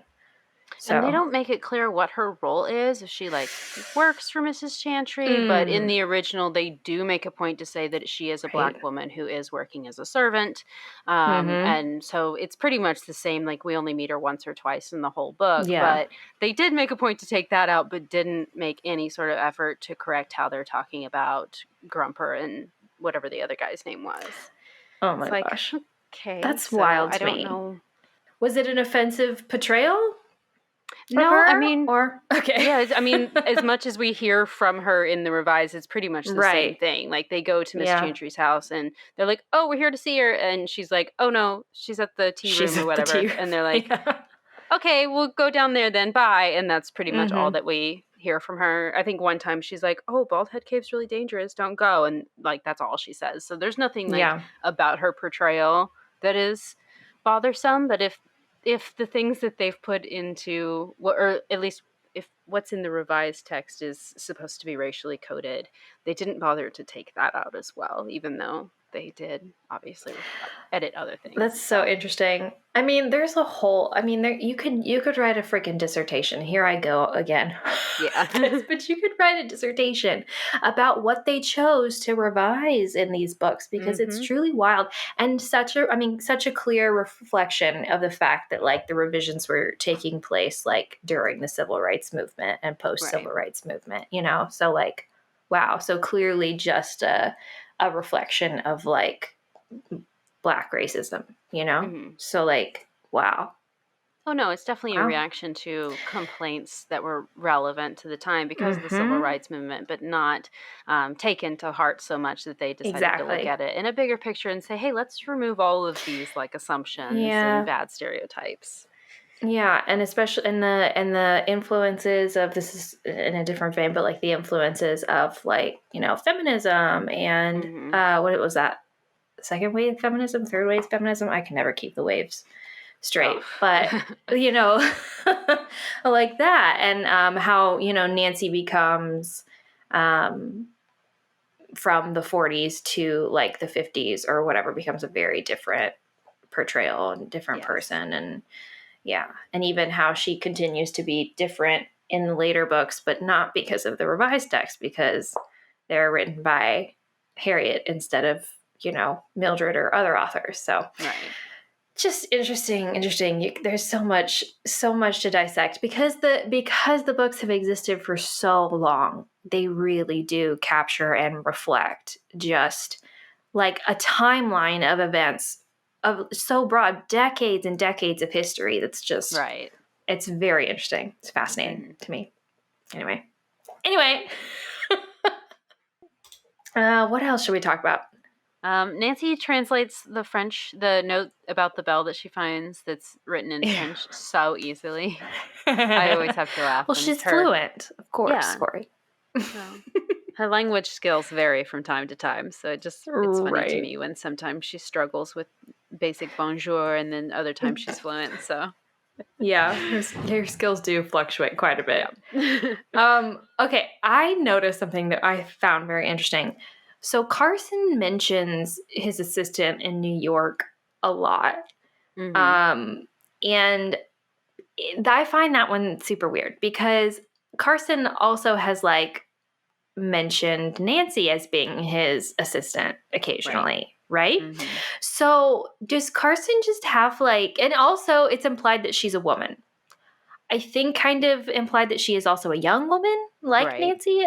I don't know how young, but does Carson just have, like, multiple assistants throughout the world, like, working for him? Like, sometimes it's Nancy, sometimes it's this chick in New York. But, like, why is she in New York? He doesn't live in New York. Why isn't the assistant in River Heights? Well, probably because he doesn't need an assistant in River Heights because he has Nancy. Or maybe he also has an assistant in River Heights and then he has one in New York. So does he have one in, like, Paris? Does he have one in London? Does he have one in Rome? Like, does he have assistants just, like, all over the world? Because this guy, he does a lot. Like, he consults on lots of cases. He's worked on international cases before. He helped this dude in Paris before in, what am I thinking of? Yes, 99 steps. So clearly he has like business abroad. I don't know. Unless he's like, getting his assistant to fly out on a whim whenever he needs something. But yeah, so that's funny. I'm just imagining like Sherlock Holmes with his irregulars, but it's Carson with his teenage women or young women and assistants. Yeah. Part of me wants to be like, oh, good on Carson for like employing like young women or whatever. But also part of me is like, is it creepy? Is that weird? Speaking of creeps, we have to talk about Ned a little bit here because oh gosh, yes. I just feel like it's not only that he's like, clearly white knightified in this book or whatever. He seems super creepy to me in the way that he just keeps popping up. It's almost like by the end of it, right. And by the end of it, it's almost like, oh, Ned again. Like you're just expecting him to like pop up in a weird place. And so, I mean, is Ned just like following her around? It seems very stalkery to me because, first of all, why is he even in Candleton? Okay, he says he's selling insurance to his parents' friends, but why is he in Candleton? Why isn't he in another town somewhere? Why does he happen to be in the exact place where Nancy is randomly just because her dad asked her to be here for an indeterminate amount of time to cheer up some random woman? Right. It's not even like she's on a case. It's not like she was, I mean, I know she is, but it's not like she was invited here to be on a case, right? Right. It's just very, very odd to me.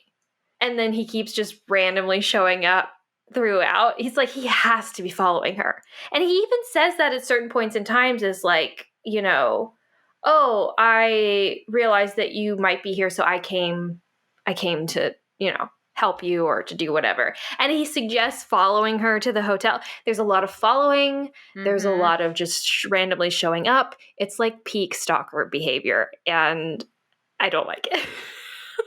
I don't feel like there was really a point for him being in this book at all. I feel like we could have not had him in it. And Bess and George could have done all the things that Ned was there for, of like absolutely being there for backup, following her to the hotel to make sure she's not alone, all that kind of stuff easily could have been Bess and George, unless you believe that a man has to be the one to do those things because he's big and protecting and all that kind of. Exactly.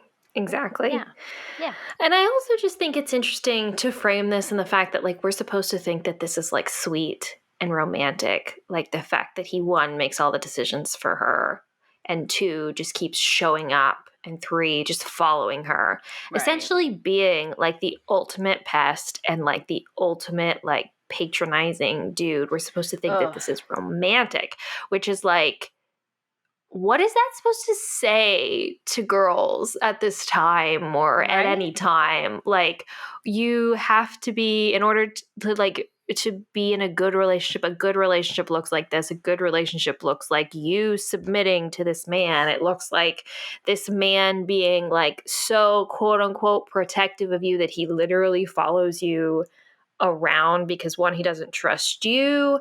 Like, just the way that this would lend itself to like abuse so fast. Oh yeah. And abusive relationships is like And this is supposed to be idealized. This is supposed to be sweet. This is supposed to be cute. This is supposed to be Ned taking care of Nancy. No, thank you. No, thank you. I don't like it. And it's not to say that like Ned occasionally isn't helpful, because I will agree that sometimes he is. I think he sometimes makes. Yeah. But just sometimes when we don't even need him. Exactly. Exactly. He can sometimes make good decisions. He can sometimes make helpful suggestions. It's just when he acts like this hero and he acts like he does it for Nancy's own good, it's like, sorry, I have a stress ball in my hand and I'm just like squeezing it so hard. I'm not a fan. Not a fan. I don't get it. I don't get why people like Ned. I don't get it. We're going to get messages again I know. from people accusing us of being Ned haters. And you know what? They're right. I am a Ned hater. I don't like him.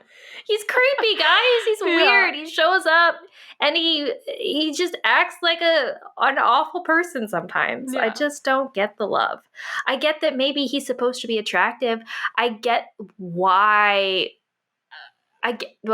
I understand through the lens through which we are supposed to view him. But I just can't see him that way. I'm sure he's fine on his own, but just in the context of being a romantic in a relationship for Nancy, I don't think that it's any good. I don't think that dynamic is healthy for her. Maybe Ned on his own is a good person, but that doesn't make this a good relationship. Exactly. Yeah. But I also think, Nancy doesn't need to be in any relationship, or if she is in a relationship, the order of the relationships that she need to be in is number 1, Frank Hardy, and then number 2, Deirdre Shannon. So I don't...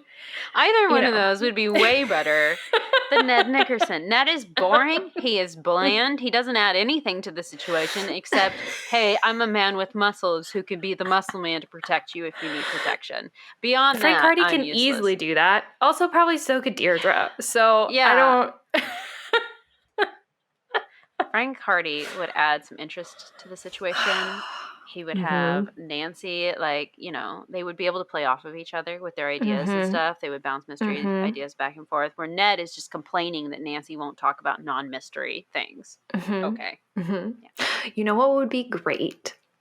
A polyamorous relationship between Nancy, Frank, and Joe.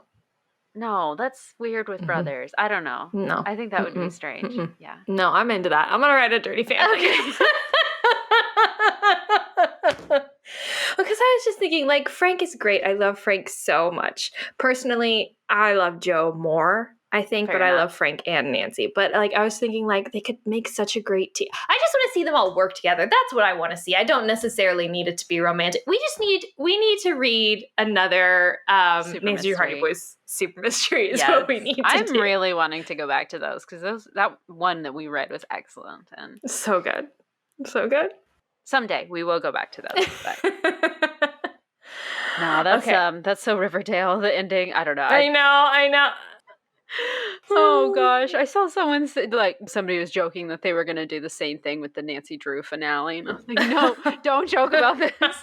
I need Nancy to end up with the Hardy Boy, and that's final. I can't cope with anything else happening. But it's too funny. So, oh man. I love the CW show. I'm sorry. I take back every negative thing I've ever said. I'm all in now. I don't know what overcame me after I saw that finale, but I just want to watch it 1,000 more times. I'm going to have to really binge it. I'm going to have to really binge it nonstop so that I don't forget the bad, the good stuff that has happened. Get to the bad, I have to get through it so fast. How many seasons? Just 4, right? There's 4 seasons, and I think 60 total or 60 something total episodes. So I mean, it's a big time commitment. But yeah, so many. How can they put that many? Is it 20 a season?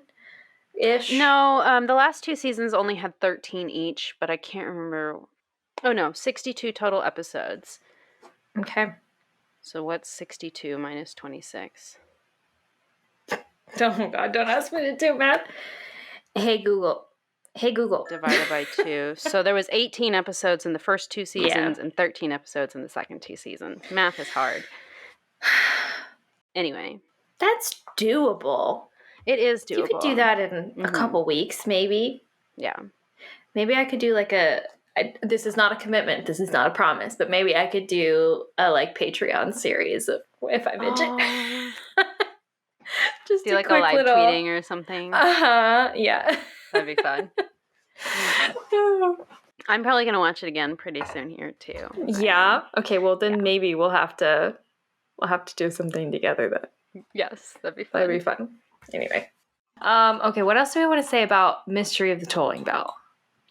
I've got a list here of just a few of the differences between the original and the revised text. So like I said, it's pretty much the same story. We get a few additional scenes where it's just another character's point of view of what's happening in that situation, but then they just, meet back up with Nancy and it's the same story. There is something in the very first when we first start the book, how George is complaining about not wanting to get lunch because Bess is hungry. Well, we do get a scene where they do stop for lunch, and it's at this seafood restaurant. And I guess maybe landlocked River Heights just doesn't have a lot of access to seafood because these girls act like they've never heard of it before. They're like, a shrimp? A shrimp? A shrimp? Oh my gosh. Like, a what? What does that taste like? I don't understand what that might, what flavor that might have. So hold the phone. Yeah. I mean, this is the 70s, and you're telling me they've never had or heard of.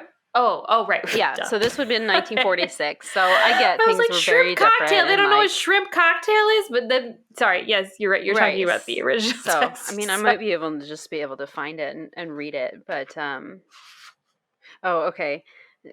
George was already eating with great relish, giggling as the balloon food collapsed in her mouth. Bess made a grimace and gingerly bit into one of the shrimps. Her face was a study as she tried to decide whether or not she liked the flavor. Not too bad, she said grudgingly, but I'd rather have a steak. Hold on. Okay. So you're telling me that George is literally giggling over her food, and she gets onto Bess for wanting lunch? Oh, yeah. Uh-huh. Bitch! What? Clearly you enjoy food a lot, too. Oh, yeah. A horrible person.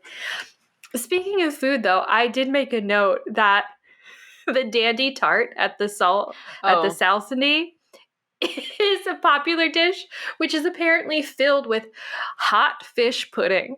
That's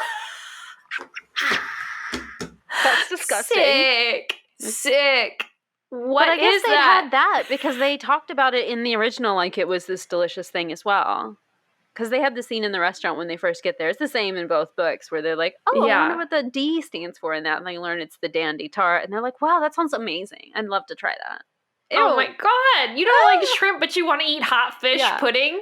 You act like you don't know what a shrimp is. So I guess they would have had hot fish pudding in River Heights. But oh, that's sick. Oh, God. I know it was hard to, refrigerated trucks didn't exist back in the 40s. Right. So, well, not, ones that you'd need to ship large quantities of frozen shrimp across the country. I've never thought about that. I've never even thought about the fact that refrigeration made seafood accessible to people who live in the Midwest.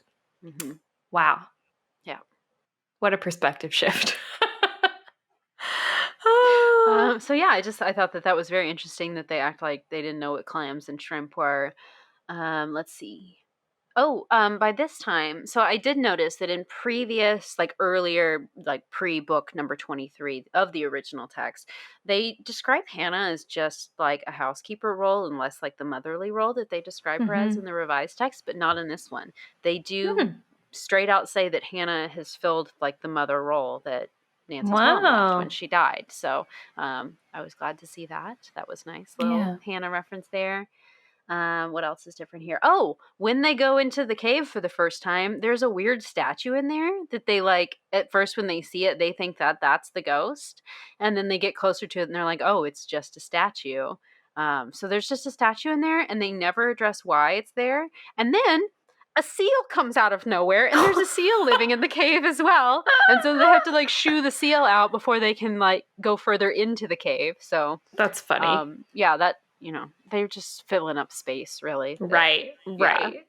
And then, like I said, they have the car accident when they're going to Yorktown. They get into the car accident on the way home. And when she takes a really long time to get back, Bess, George, and Mrs. Chantry are waiting for her at the house. And they think that she's been kidnapped. And they decide not to call the police just in case she gets herself loose and comes home. What? Yeah. Because they're like, Nancy, it's not like her to be out until 2 a.m, even if she was on a date with Ned. I wonder where she could be. Should we call the police? And they all think about it. And they're like, no, let's just give her some more time just in case she's fine and she's just on her way home.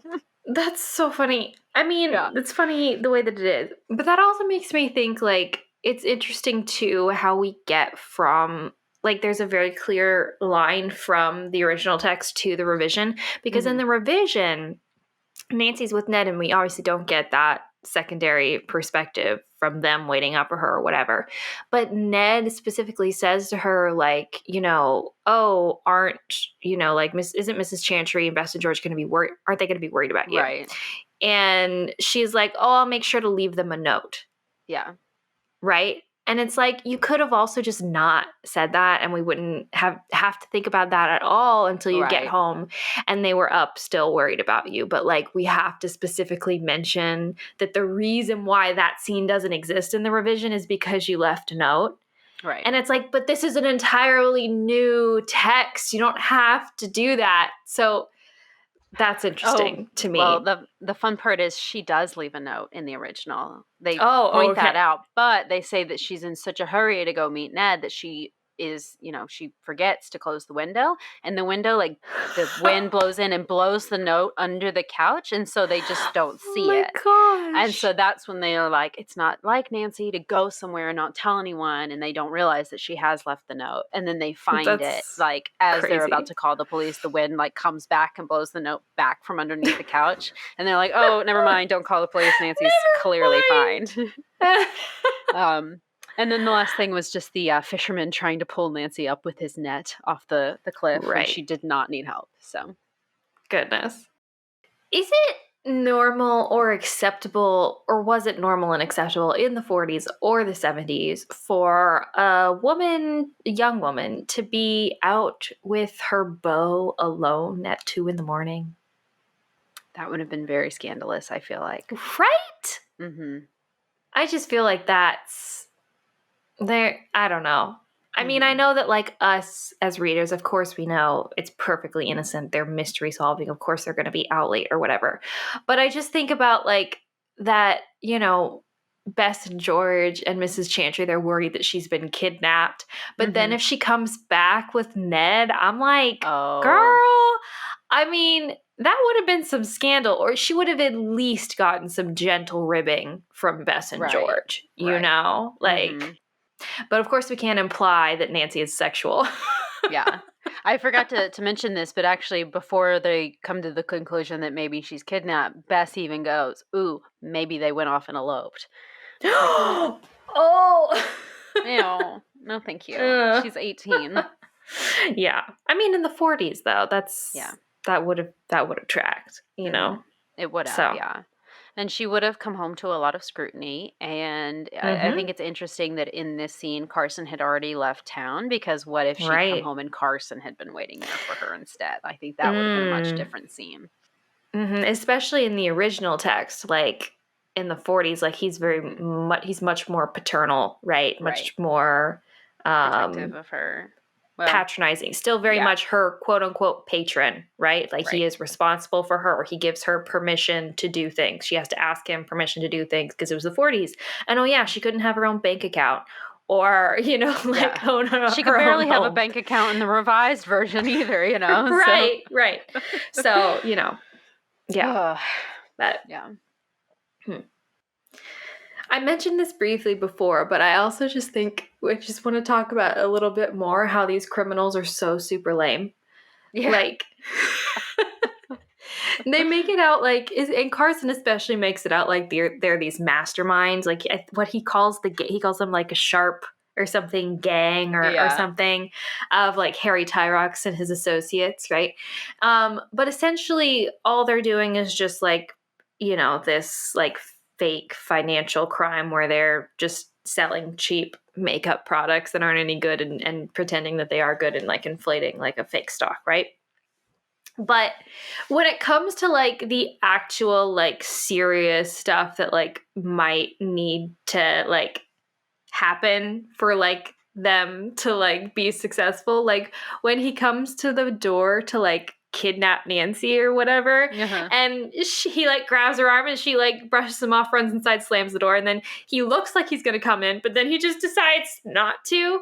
Or like at the hotel when he's supposed to like drug her, he's like, you know what, we better not, we probably shouldn't do that, and then they just don't. And then even when they get to the very end and like the final confrontation between them and the other guy, not Grumper, but the other guy in the actual cabin, like they just like overtake him instantly. Like he puts up like no fight. They just like knock him over and tie him up, and then that's it. Like that's George the end. Sits on him. Yes, George sits on his chest. And so it's like, these guys, man, they just can't get anything done here. Like, what is going on? They're foiled by a teenage detective and a man looking for an antique Paul Revere bell who's old. Yeah. So it's like, what kind of criminal enterprise is this? Like Carson needs makeup. Nancy's help to solve this? Wow. Yeah. It's just funny to me. And then somehow doing stock fraud. I don't know. It's a weird crime. It is a weird crime. Yeah. I love how bad he was at trying to convince Nancy to come with him too. When he actually came to the house with the labels from the bottles, because he's like, "Oh, you need to come with me. Your father sent for me." He's trying to pretend this is legitimate, that Carson has sent him, that he knows Carson. And as soon as she's like, "I don't believe you," he's like, "Oh, fine then. You and your snooping father better stay out of here." He immediately just gives up the race. It's like, well, okay, all right. So you're just admitting that you were here to kidnap me. So I was right not to trust you. Great. Sorry, sir, I don't trust you. I'll give you something not to trust. Trust to kidnap her. Okay. Too funny. Great. Too funny. I mean, just zero skill, zero chill, zero. Oh, man. Okay, let's see. Anything else? I don't think I have anything else. Time. Yeah. Yeah. Okay. Do you want to give it a flashlight score? The vibes were great. The hint of pirate lore was exciting at first until we actually didn't get any pirate details. Right. 2.5 flashlights, I think. Yeah. Yeah. I feel very similarly. I don't feel like it deserves a 3. Yeah. A 2 feels really low because I will say the action was excellent. I felt like, I really was pulled along well in the story, even though the story wasn't very good. So that's impressive. Yeah. But and I guess the vibes, but so a 2.5, I think is probably where I land. I feel like that's a fair judge. 2.5 flashlights. Yeah. Sounds good to me. Yeah. Okay. Alrighty. Well, next up, Regular Drews, we have another mystery story coming at you. Again, such a weird theme that we have going on, Kori. It's just random order here. What could we possibly be doing next? I don't know. I wonder if it could be number 46, The Invisible Intruder? Ooh. Another Ned one, though. He's on the cover of this one, which is a bad sign. It's a dopey looking picture of him on the cover, too. I assume that's Ned. Yeah. His mouth's open. I don't think that could be Carson. He looks way too young to be a Carson, so I just have to assume that's Ned. Yeah. I don't remember this one super well, but I read the, I'm going to read the little blurb about it really quick because it sounds super interesting. Okay. Because it doesn't sound like any other Nancy Drew book I've ever read. Nancy Drew, forget the ghost hunt, a male voice rasps on the telephone. Despite the mysterious warning, the pretty teenage detective and a group of friends start out on a ghost hunting expedition to investigate 5 places reputed to be haunted. Oh. Danger strikes at once when Nancy tries to overtake the canoe that paddles itself on Lake 7E. Thrills and chills mount as the ghost hunters pursue a phantom horse and ghost rider racing across the field that surrounds the Red Barn guest house. During these happenings and other weird events, Nancy finds herself pitted against a dangerous adversary clever enough to operate invisibly. In a dramatic climax, Nancy outwits her enemy in an eerie mansion and traps him in the fantastic Room of Skulls. This unusually intriguing story will delight all Carolyn Keene fans. That sounds very exciting. We love a phantom horse, first of all. Second of all, that just makes me want to watch the CW show even more because I need the spookiness. I just think it's so interesting that's they purposefully go to locations purported to be haunted. Right. Because they are haunted. That's very interesting. Scooby-Doo. Yeah. It does. Whereas in most of the things, she happens upon a place that has a haunting, or it's just oh, by the way, it's also haunted. Right. But this one seems like the whole mystery is her. Yes. I love it. So Nancy Drew, paranormal investigator. Yes. Oh, so I hope Ned's not too annoying in this one, and I hope that Nancy shows him up. It certainly looks like she might on the cover because she has a very intense looking face on and he just looks kind of dumbstruck. So, you know, hopefully that's indicative. We'll see. Yes, I hope so too. Lovely. Yeah. So join us then, regular Drews, for The Invisible Intruder. We'll see you then.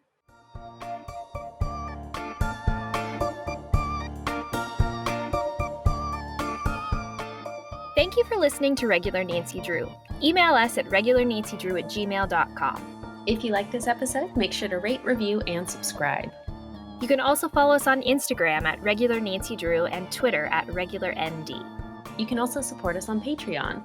Patrons at the $3 level vote on upcoming episode topics and get exclusive access to our Scoop Sesh series. And all patrons receive early access to each episode as well as weekly bonus content. And to all you regular Drews out there, thanks for listening.